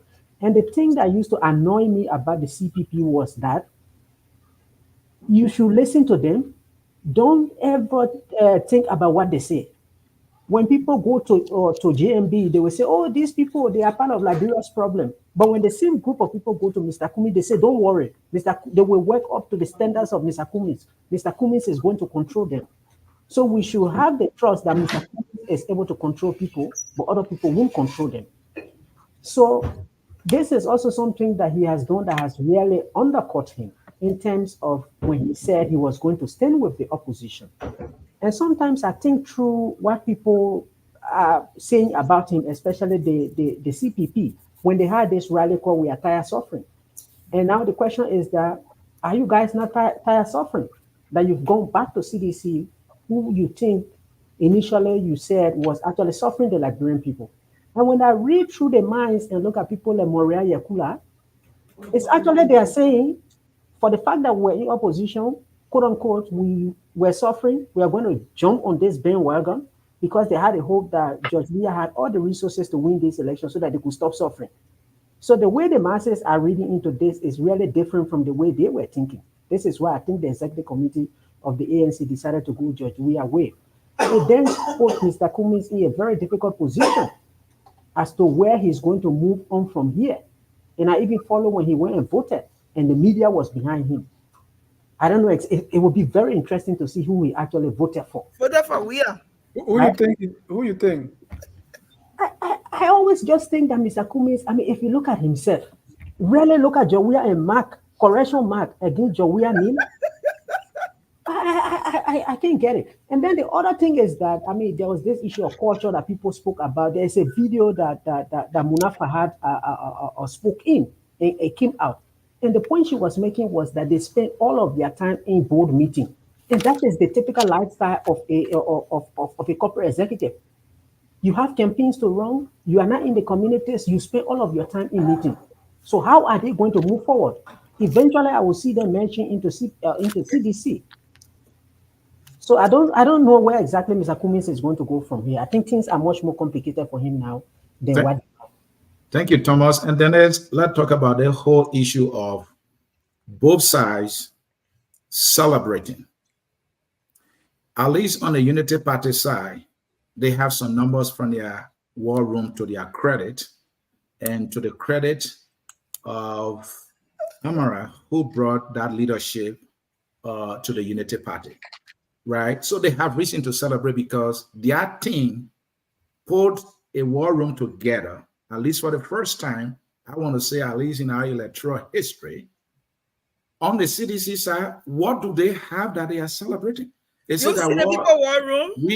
The neck is us, the government, so they're not able to cheat us. We're going to win. So it's the issue of both sides celebrating. Now, the other issue I want to add to that is this constant allegation of, oh, they're trying to cheat. They are cheating. And actually, I saw ballot papers that appear to be marked because they knew, oh, they have pre-marked ballots. So when the whole news came out, I was just looking around, where are they? No one has taken picture of any. Then at long last, I saw some. So I just want to know, did the CDC actually attempt to cheat? And the fact that from the numbers at local Unity Party is doing better compared to the first round, it's just the fact that they've been able to halt any kind of cheating that was in place, that what the Unity Party is doing better, or what is responsible for that? Let's start with that.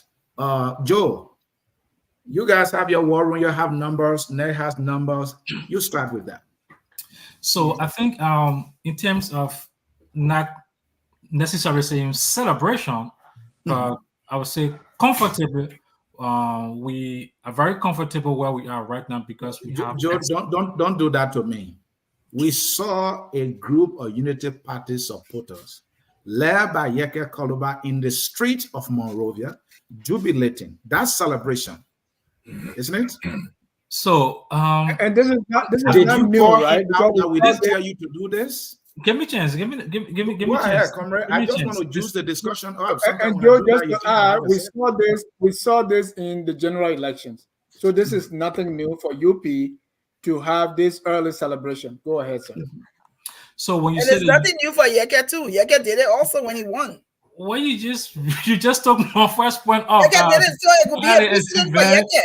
Yeke did it when he won. Yeah, let me answer the question, right? Yeah, protect your comrade, Joe. Go ahead. So when I say the Unity Party is not celebrating, but we are very comfortable where we are, and that is because we have explicit confidence in the numbers that we are seeing and the numbers that are in our situation room. So we are very comfortable. If you are following the first round, say that again. We heard that same thing in the first round. Yeah, we said that in the first round because we knew we were going for the runoff. We knew that we were in this for a win, and so don't be surprised that when we say we are in this and we are in this for the win. So we are in a very comfortable position because of what we know. And the issue of Yaka Koluba going into the streets, come on, I mean, don't be surprised. There's no strange thing. Yaka Koluba has always been in the streets. Yaka Koluba has always been there raising issues, raising debates, ensuring that the votes are protected. So that's Yaka Koluba. That is not the United Party in the streets celebrating. No, and that's not a United Party. There's nothing more we can say about that. But the point is, I just want to go back a little bit to the previous conversation about the CPP and Mr. Cummings.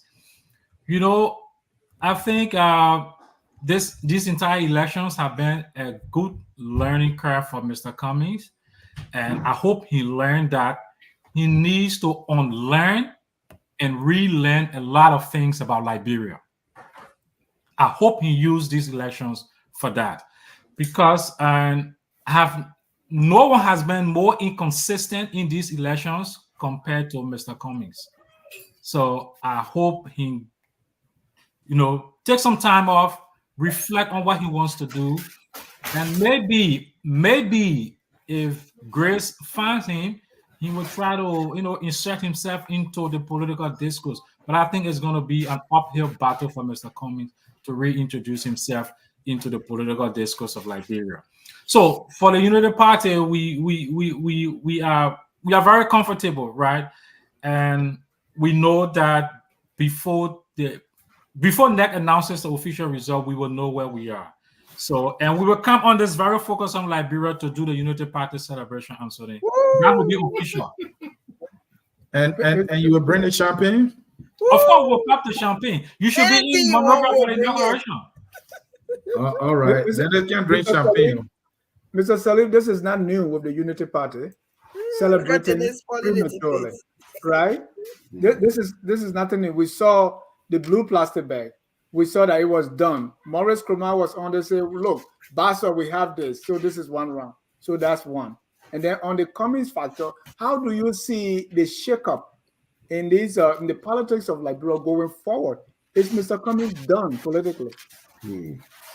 Two big questions. So I will start with from the beginning. The first one. Look, I think the second round for Unity Party is different. In electoral politics, it's about win number. It's about your path to victory.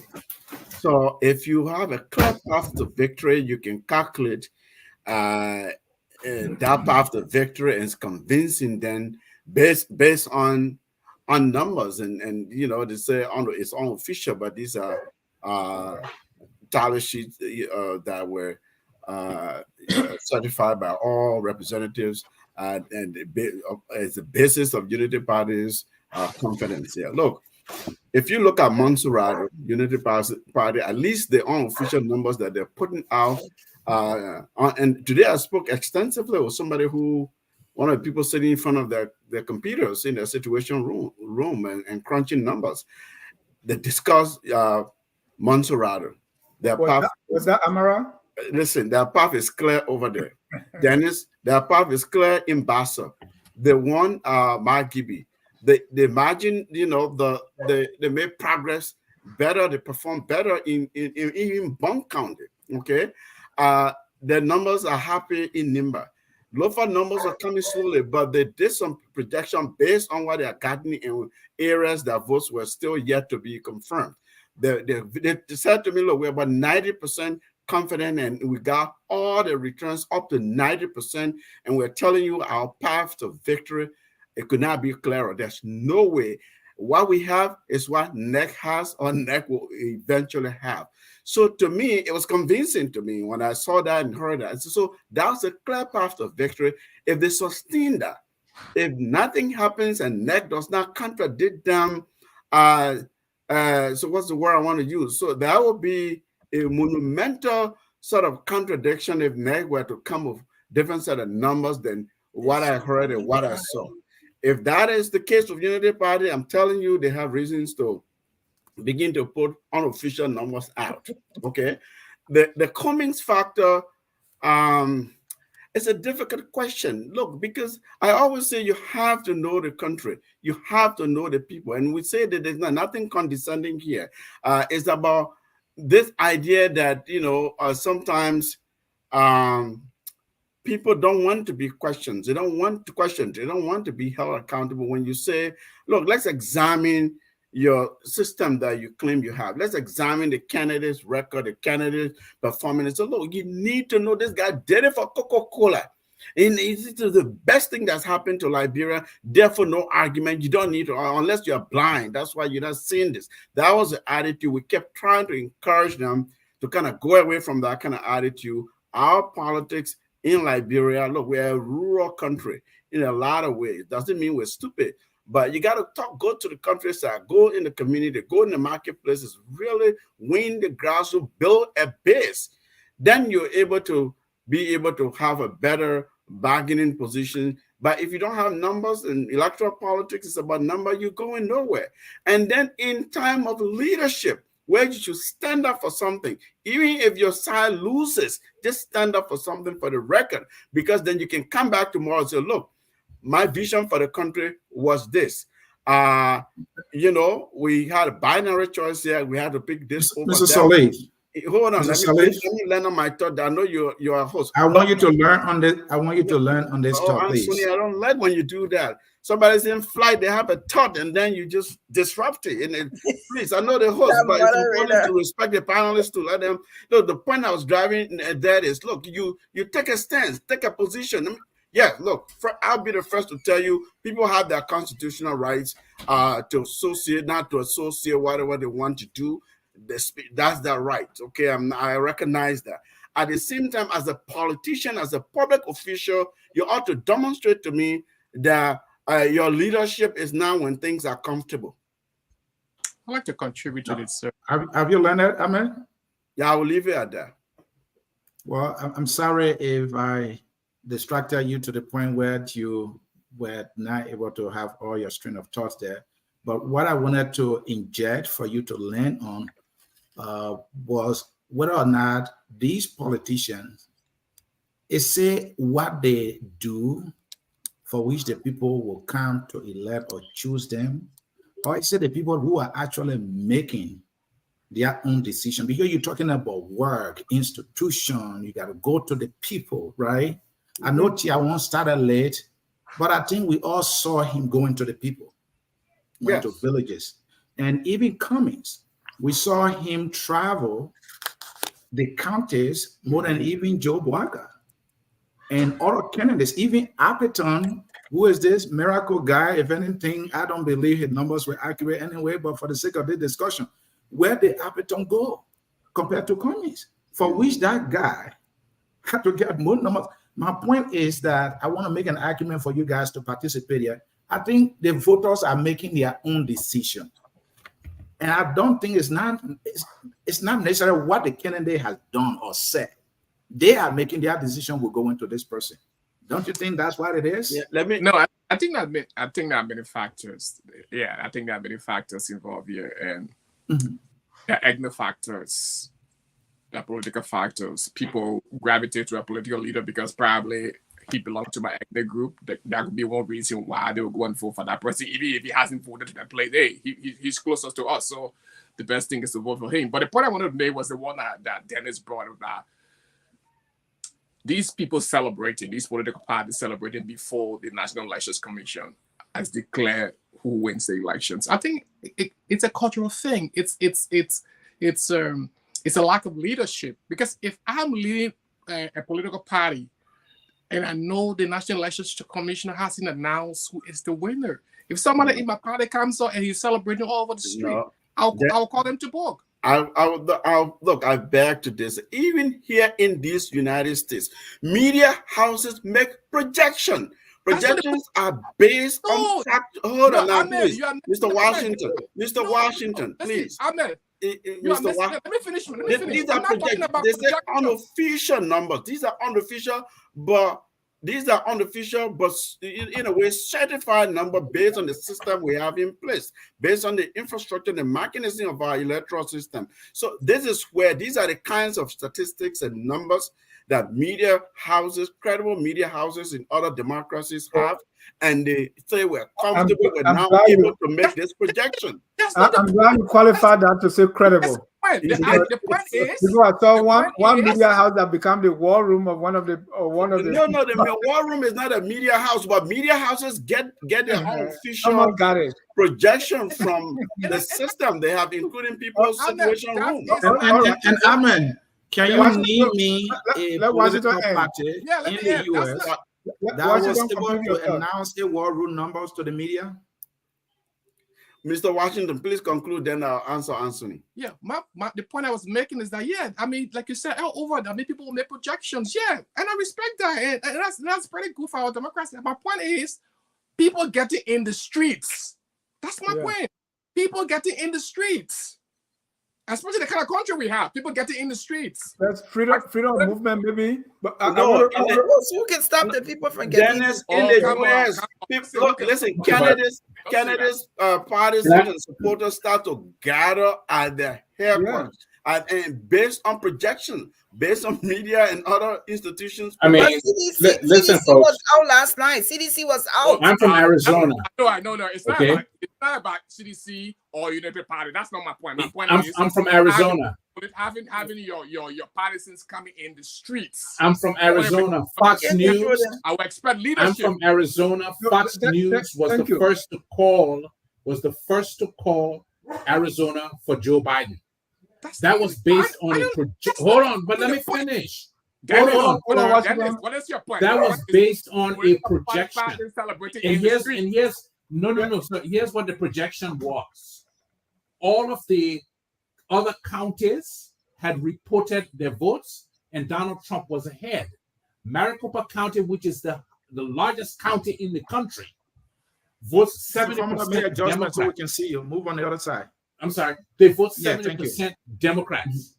So if you don't have Maricopa County in yet, the number of votes that will come in for Joe Biden from Maricopa County was enough for Fox News to say we are going to call Arizona for Joe Biden, even though we only got 65% of the votes in.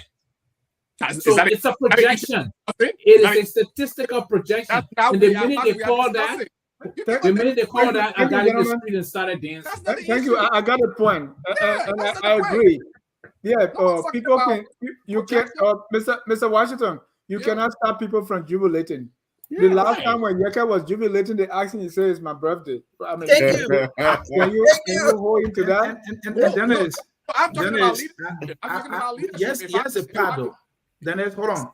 I like the fact that a political institution is doing what a political institution is supposed to do for voters to depend on them to protect their vote. I think that's why I will consider as protecting the vote. The people give you their vote, you have to account for them.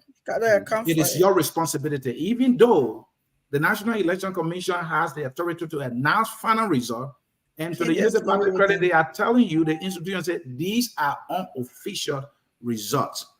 But Mr. Salib, I come back to my question. Have you seen, because I see a different dynamic here. I see the political party. I want to bring in two colors here. Let me, Anthony.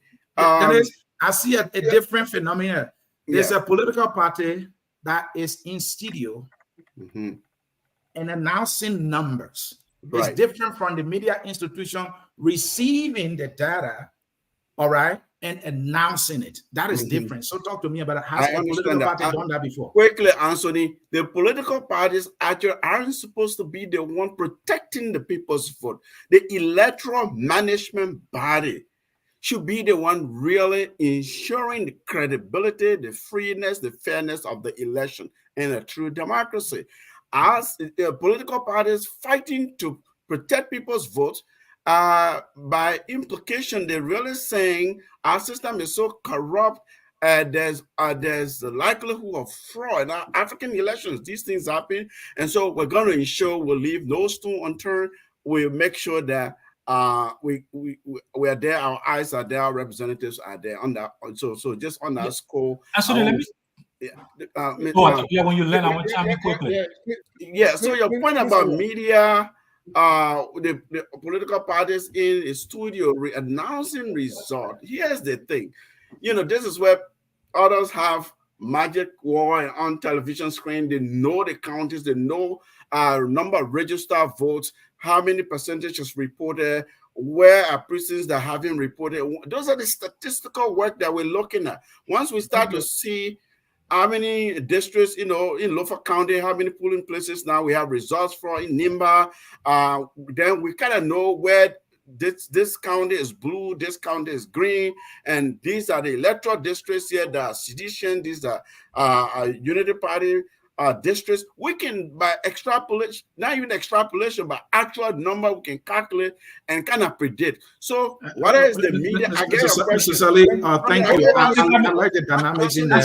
I will be for the political institution and share something. Sending their numbers to the media. Let me say something. Let me say something quickly, Anthony.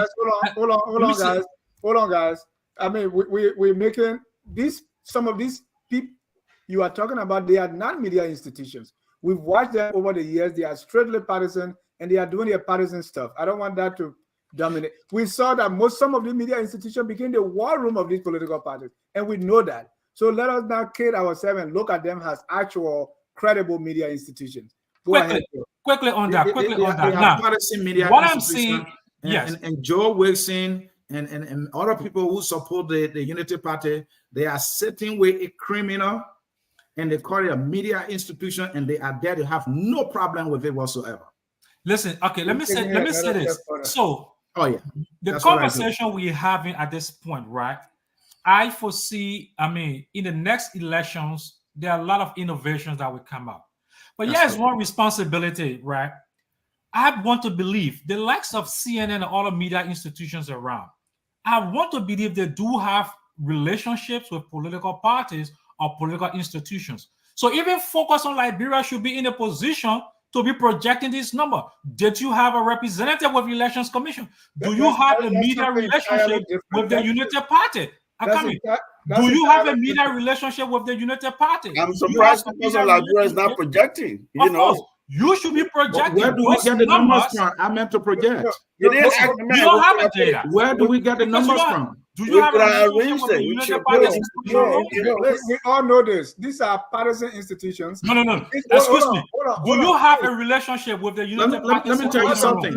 Unity Party chose to go where it is. Did you reach out to the Unity Party? Okay, so I think what we're looking at here. Yes, it is. Yes, I reach out. We are but here's the thing. Here is here's the thing. These people only. I want to. You should be providing your independent data. You should have the statistics. You should have the tally sheet. I want to bring in 3 colors now. These are partisan institutions. Even Joe Buaka will refuse to go to other media institutions because they are not going to sing their praises, and we all know that. I don't want to go there. Let me bring in the Unity parties, the CDC, it's the ANC. All the parties do that, and that is unfortunate on their part. And so then you have a responsibility to take up. But isn't there a press association of Liberia? I just said to you, I reach out. Isn't there a press association of Liberia? All right, let me bring in some. The press union of Liberia.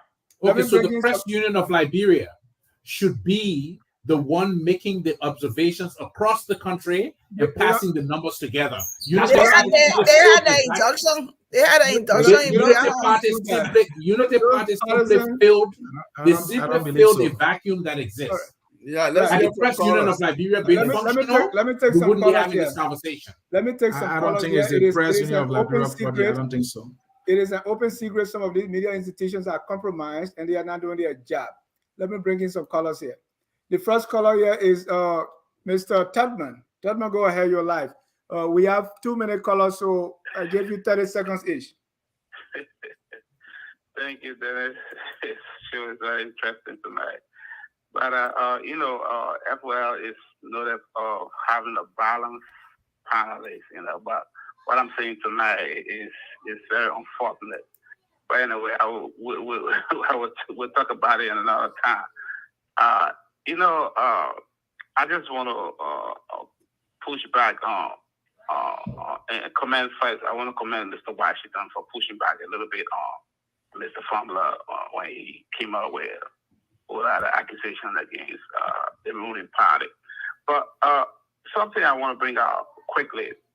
Mr. Fumbler made mention that his dad was one of those who founded the Unity Party. Okay, we get back to him. And he talked about, I think, the park that the present government built by the executive mansion, and they have barriers for the water and something like that, and that's a good thing. But then he criticized, he talked about West Point doesn't have a barrier, the sea is swallowing detour and all of that.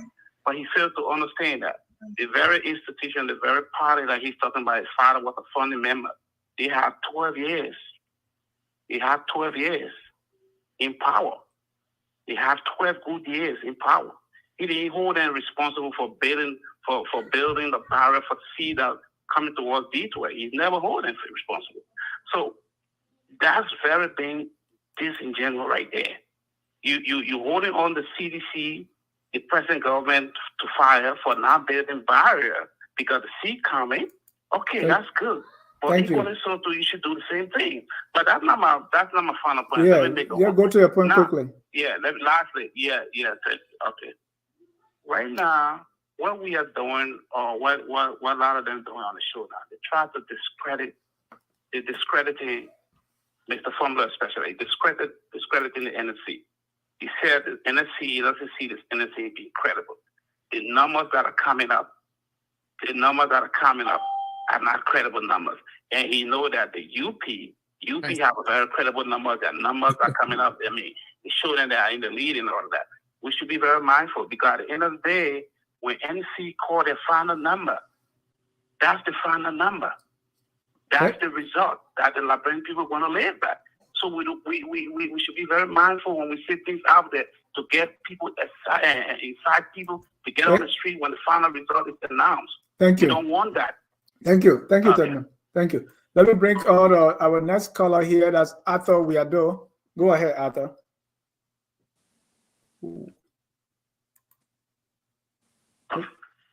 Thank you so much, Mr. John. Thanks to all of your panelists. I carefully listened to the beginning of the show about Amara Kone. Bringing his results, and people want to believe that. And, the main is data. We know that when it comes to data, Amara Kone knows data. Nevertheless, however, Amara Kone knows the process of data collection. He knows the history, the origin of data collection. Data collection does not happen overnight. There should be a preliminary survey. If you far away before the elections are held, so that at least you can be playing with some numbers before collecting. But I'm kind of concerned about how did he collect all of these numbers from all of the police stations? What training did these people get? Well, people who would know that I do data collection, they don't do it overnight. It doesn't happen overnight. But it is just... What do you mean? Data collection doesn't happen overnight. What does that mean? I'm not gonna just walk in the place that they say people send information to him. Yeah. We're gonna train those people how. He said to train them, right? And what training you need to be at the polling stations, you snap your tally sheet and send it to Amara. I can answer the question because I'm a database person. Data transmission is not from taking pictures. Yes, it is. Is Amara Kone was serious enough. No. And when you're serious enough to help, the United Party, I think he has to do a computerized system so that that's a different argument, though. You can do with the. Let me learn now. All right, go ahead, because Masaya eat data. Yeah, but what happened here? What Amara Kone is doing is to continue the war drum that was established from time to time, going to the first round and then the second round. That same war drum But now is the big book man who is called American trying to create competition by sitting down somewhere, getting pictures, putting their own. Most especially the thing that really getting to me is for you to come and announce that Unity Party won. No. Okay, can I help this gentleman? No. Amara did not announce that Unity Party. No. We are doing. You're not going to get away with that. Amara did not announce that Unity Party has won. He made a projection for certain county that we will give this to Joshua or we'll give it to. He's not announcing results. That's a projection. You already announced 85% that Unity Party got. Right. He didn't do that. He did that, right? Thank you. He didn't say Unity Party got 85%. 85% reported. Look at it. But only to continue. He's only continuing the war drum that we know. All right. For the CDC and just we are stand for peace, and we continue to keep the peace of this country. Thank you. Liberia is the only place we have. Thank you. Thank you so much. Thank you. Flomo Livingston, quickly. Hello? Yeah, please, don't be long like Arthur. 40 seconds, please. Oh, all right. I'll be long like Arthur. Look, for me, I mean, great show today. Again, when it comes to data collection, it's very simple. Man, the tally sheets are there. After they count all the counting, they post it to every voting place. You take picture of it and send it. Simple as that. You take all the numbers from that tally sheet and add it up, and that's how I'm gonna get all the information. So the thing is not rocket science. People saying where he get it from the tally sheet that will get all the poll watchers. They have smartphone. He said it. After they do the counting, signed by the two parties, sent by the NEC, and the NEC official they sign it. They take the screenshot and send it. Simple. They do all that and then they add a number to determine. So I don't see anything wrong with that. Look, the CDC war room, you get people like Aaron Costa, Ben Savi, and Kev Hassan. They're all, I mean, that is not a war room. That is not a war room. Well, they said, according to them, that's a war room. Oh, okay. I apologize. Yeah, I'm going by what they say. They mean they're calling on number, but they can't even produce those tally sheets. And Unity Party showing tally sheets. We'll Emerald Corner show some the pictures of the yellow paper. Each time, if you get a yellow paper, that means the person won that place. If you get a pink, that means he came second. And then they get the original, which is the white. So they take picture of it and send it. Right now you go to every polling place, the tally sheet is posted. And that's the number that will go back to another winner. That's how Unity Party came to that conclusion. Thank you, Flo. When I come to Mr. coming over, I don't know. The man is inconsistent. I don't know. You never supported Cummings, so we don't expect you to say anything. So. No, but he said he was neutral and he want to go vote. You tell me how will he be neutral and go vote? I don't get it. Tell me. Yeah. Maybe he had a bond aha moment. Did he put in value? Maybe he didn't value voting. Let me bring in Hassan Corner quickly. Hassan. Good evening, Dennis, and good evening, panelists. Listen, these people are, I don't know, Liberian people are so desperate for leadership. Anything somebody do small, right? They jump on it. They didn't do anything magical to put numbers into Excel spreadsheet. That's not anything magical or whatever it is. With the whole policy thing, we saw along with the plastic bag. The party people, I beg you, please. Our country is stable. We are having election. Just stop projecting things around, because the moment the numbers start to contradict what you have, you're going to start. I know everybody knows you're going to start saying you were cheated. Yeah, please. We saw this thing. We're same thing with Donald Trump again, right? In the in the past election. So please, let's be patient. Let's be patient. I know you're so desperate for this thing, right? Let us be patient and let's wait on NEC to announce these results and stuff like that. As far as the comments thing, let me just say something, because I'm a CBB person. As far as this comments thing, right? Most of the guests in the studio are really being dishonest with themselves, right? Because if they watch the Unity Party, then the great comments for the past, the past years, right? With Costa, with Waka lying on comments, with everything else, but everybody's sending a blind eye now because they already dressed the devil, right? And that the devil they want to speak to. So please, they'll start saying comments is inconsistent or whatever it is. So they say, you know what, we agree. Right? We agree that we denigrated him, we agree that we lied on him, we did all the things to him, right? And in the end, he didn't end up supporting us, right? So y'all please stop this whole thing and try to do political tactics and do backflip in the air, whatever it is and stuff like that, right? To stay in comments is this irrelevant person. Hassan, is Mr. Comey keeping grudge because of what it did to him? That's why. I mean, we're all human beings. Okay. I think those things are personal, right? Especially going to court and lying on somebody, right? That would be reasons I wouldn't support you. Right? Thank so you. What Cummings is saying is both of these guys are bad for Liberia, and that's why he would not support him like he did in 2017. So but he voted for one of them. He voted for one of them. Either way, he's allowed to exercise right his constitutional right, right? But like throwing your support behind somebody is different than going to go vote for whoever he decides to. No, but your constitutional right too, you can abstain from voting, so that's all right. But anyway, thank you so much. Yeah, I mean, that's true. You're right, Dennis. All right, thank you. All right. Let me go to Emmanuel Werner, and then we'll take the last caller. Emmanuel, you're live. Ooh, more callers coming in. Sorry. Emmanuel, go ahead. Thank you very much for the show. Thank you very much for the show. I appreciate it.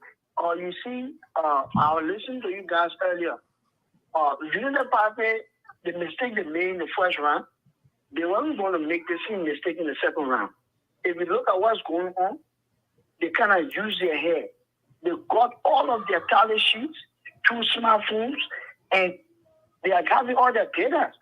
So you don't expect them to sit and wait for net. They'll come when a net come up with some kind of result that's not in line with the tally sheet. That's Liberia. So they have to start putting what they have out there. And I see some people over there talking about Mr. Cummings, like the last caller who just called, talk about Mr. Cummings was lied on.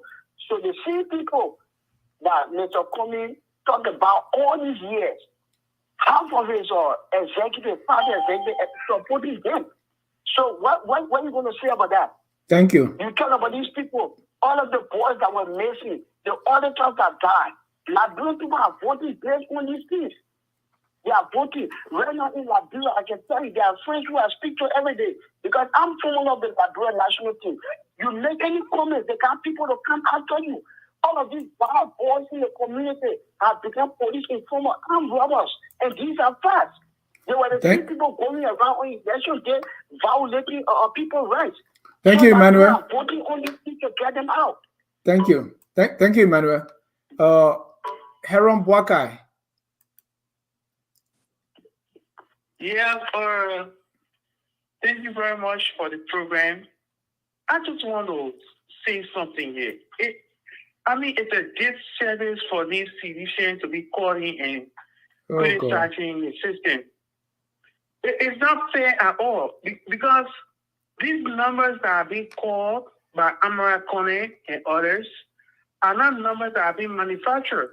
These numbers are on tally sheet collected from polling centers, signed by NEC officials, both the citizens that are present and the Unity Parliament who workers are present.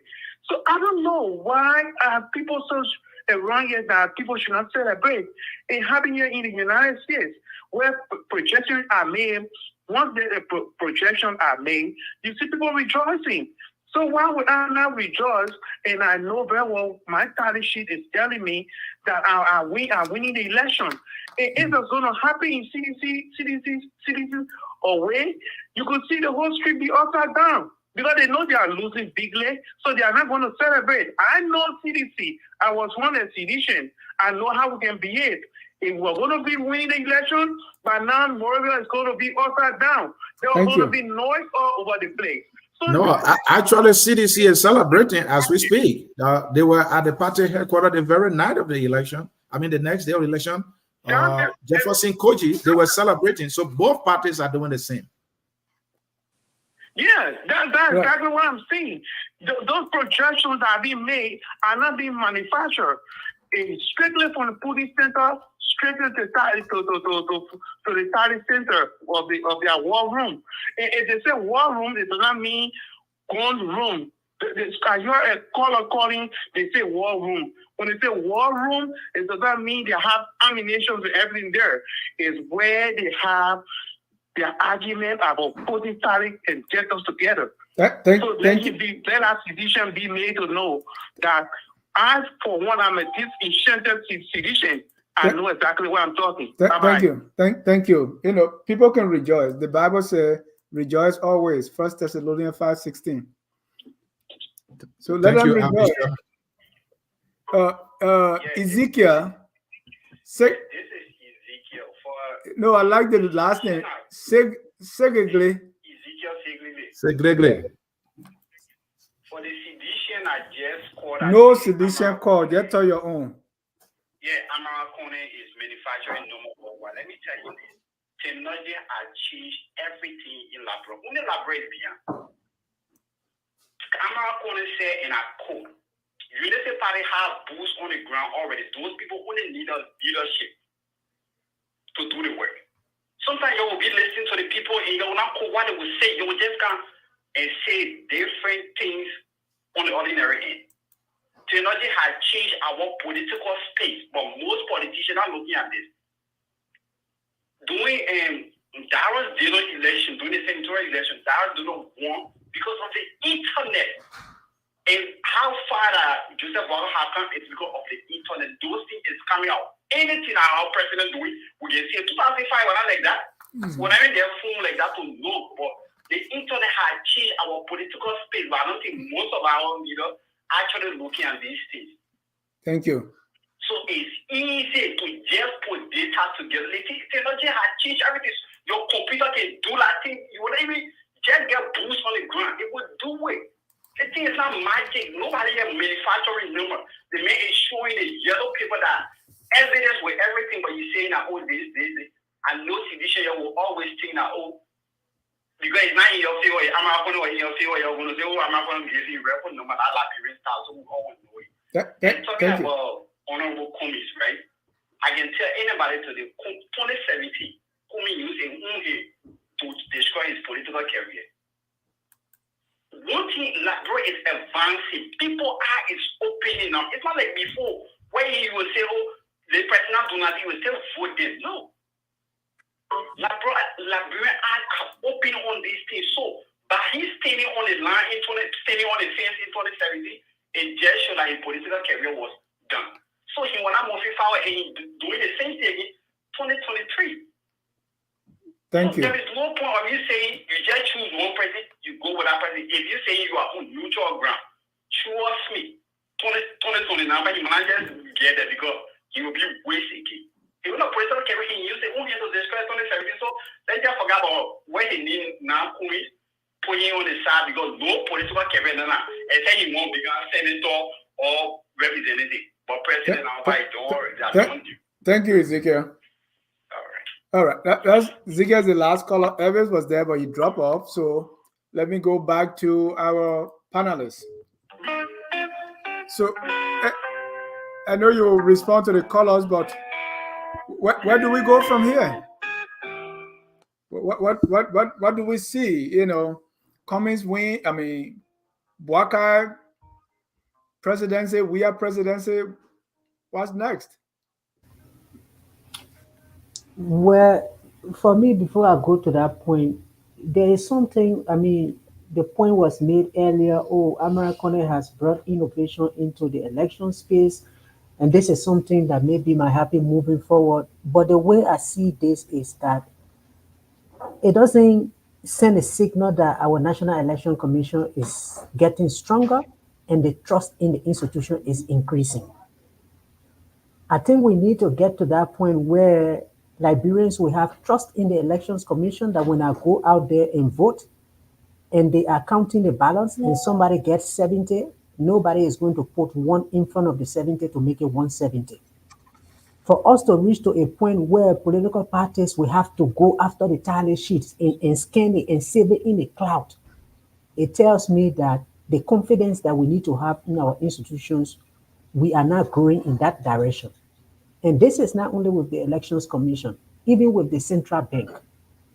When the central bank tries to sell out treasuries for Liberian citizens to buy it, you hardly see people buying it because nobody trusts that when you buy a government treasury, the government is going to pay you back tomorrow. So while we are actually celebrating it, it's something good that is happening. It should happen in the future, but it just tells me that we are getting, the confidence that we need to have in the Elections Commission to be able to protect these votes. Nobody should be fighting to protect the vote if we don't have any doubt that the Election Commission is going to be unbiased. You saw what happened before the elections night. The citizens were practically on the street. Every vehicle that had a neck lesson plate, they wanted to open it. They wanted to see what was in those ballot boxes. I don't think this is something really good as we move forward to really be able to build institutions that we can trust. And if we don't have institutions as a country, then we can't grow. And the first thing that institutions need to do is to make sure that the citizens have confidence in them. So while it's good on the one hand, it's just showing that we don't have confidence in the electors, don't have a lot of confidence in the election management body. And one point I was made earlier, Tom, since you brought that up, I mean, has the bar been dropped so low that we are celebrating, and that a political party is able to have the tally sheet and say, "Hey, this is what I got"? Well, it's coming out of, like the other day I said on the show. I mean, people, you guys keep asking the question.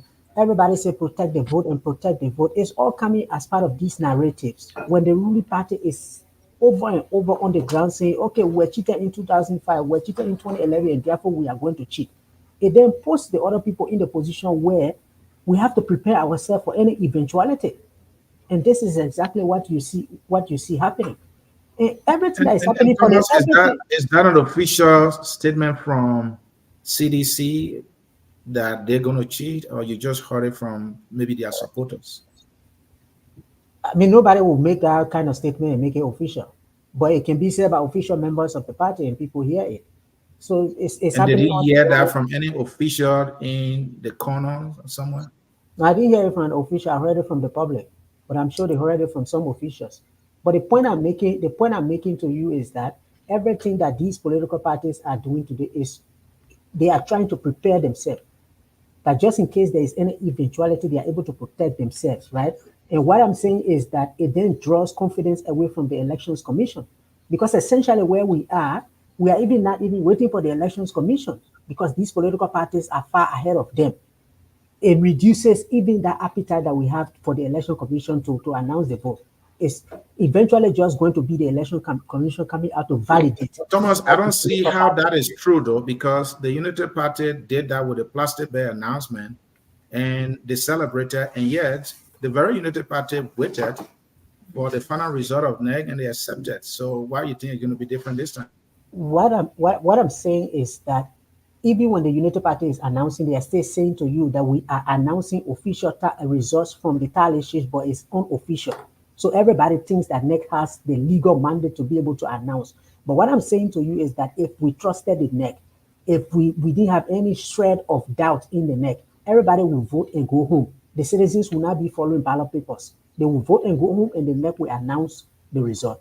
But I think what is happening is that it's undermining the institutions, and we shouldn't be doing what we're doing. And one of the things we've not even spoken about is the issue of grain crew, for instance, where we are hearing news that the people who voted were more than the number of registered voters. Or there are some people who voted in polling places that is more than the number of registered voters from the polling places. All these signals that are coming out is not good for the Election Commission that needs to be trusted. And the more we don't have trust in these institutions, then we have to replicate other institutions to serve the purpose for which we created the legal institutions, which is not good. That is a fair point. I agree. Thank you, Thomas. Let's go around the room now and do our closing. Yeah, I'd like to do my closing, and probably after that I would wrap up. I have something urgent to attend to. But anyway, it has been a wonderful show, right? And thanks for the invite. But just to speak to some of the points raised by the callers about data collection. You see, today I made a Facebook post on my page, right, and just provided like a mental architecture, right, and depicting how you can collect data, right, from the field pool tally sheets and stream it, and then you can have your results. So in a nutshell, what I was trying to say that, and I'm saying it based on my experience, that with these elections that we just had, this runoff, at most, if I were the one coordinating and providing with the infrastructure, my only challenge would be internet.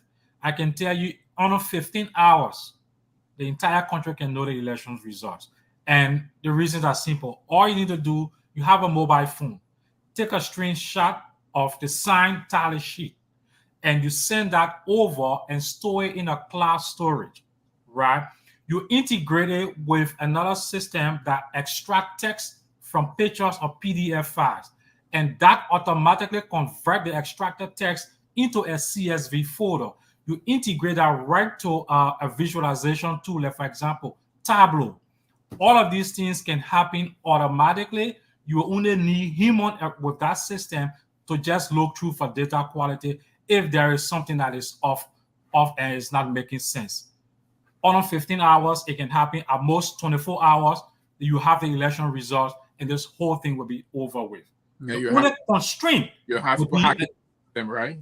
Say that again? You have people hacking your system.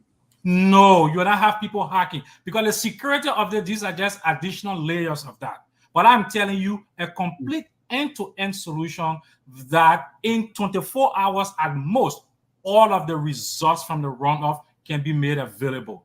But again, we are still back in a manual system, and I think that's why we need to grow, we need to improve.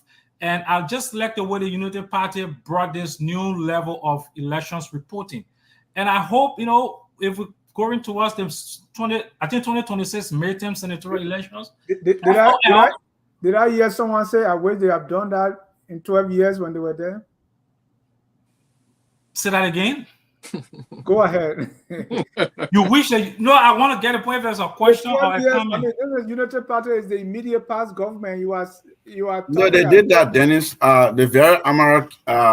You are talking as if, listen, every time, Dennis, every time people talk about a Unity Party 12 years government, I think what people like us need to, remind our folks is, what did we inherit 12 years ago?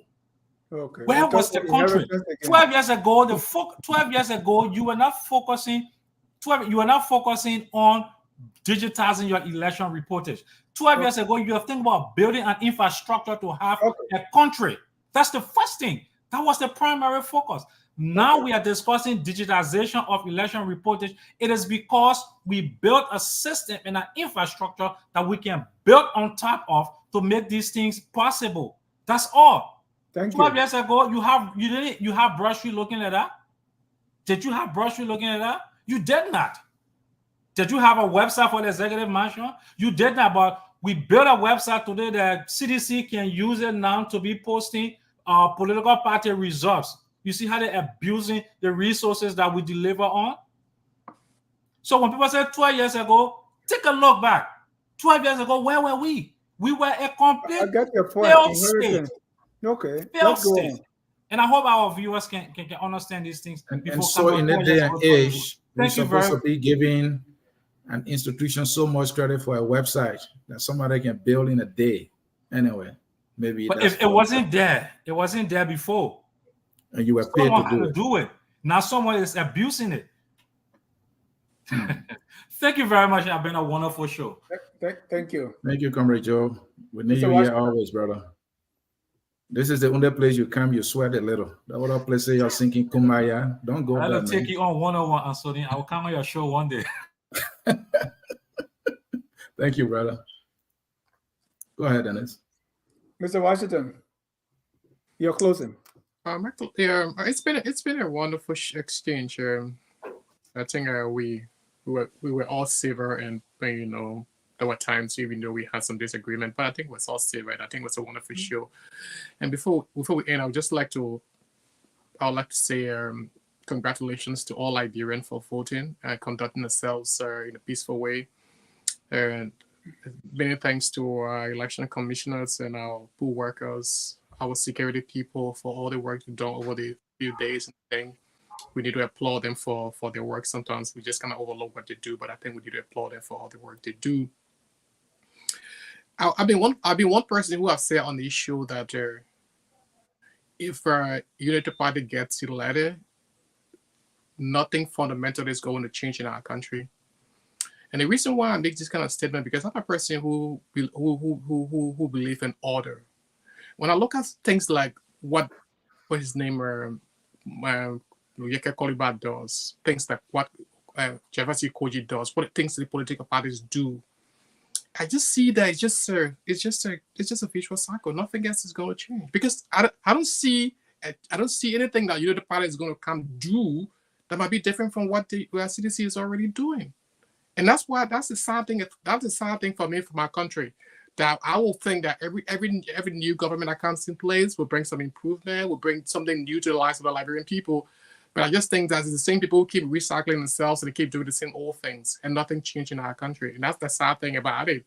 I mean, I'm excited at what we've done. I mean, as a people, to be able to elect our leaders in a very peaceful way. I mean, like I said today, I listened to a radio show from Nigeria, and people were excited. I said, like, lessons they can learn from our country. I felt pride, and that's something good.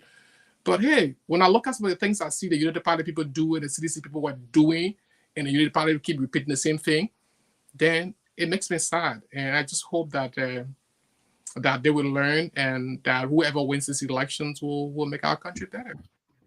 Thank you. Mr. Salif?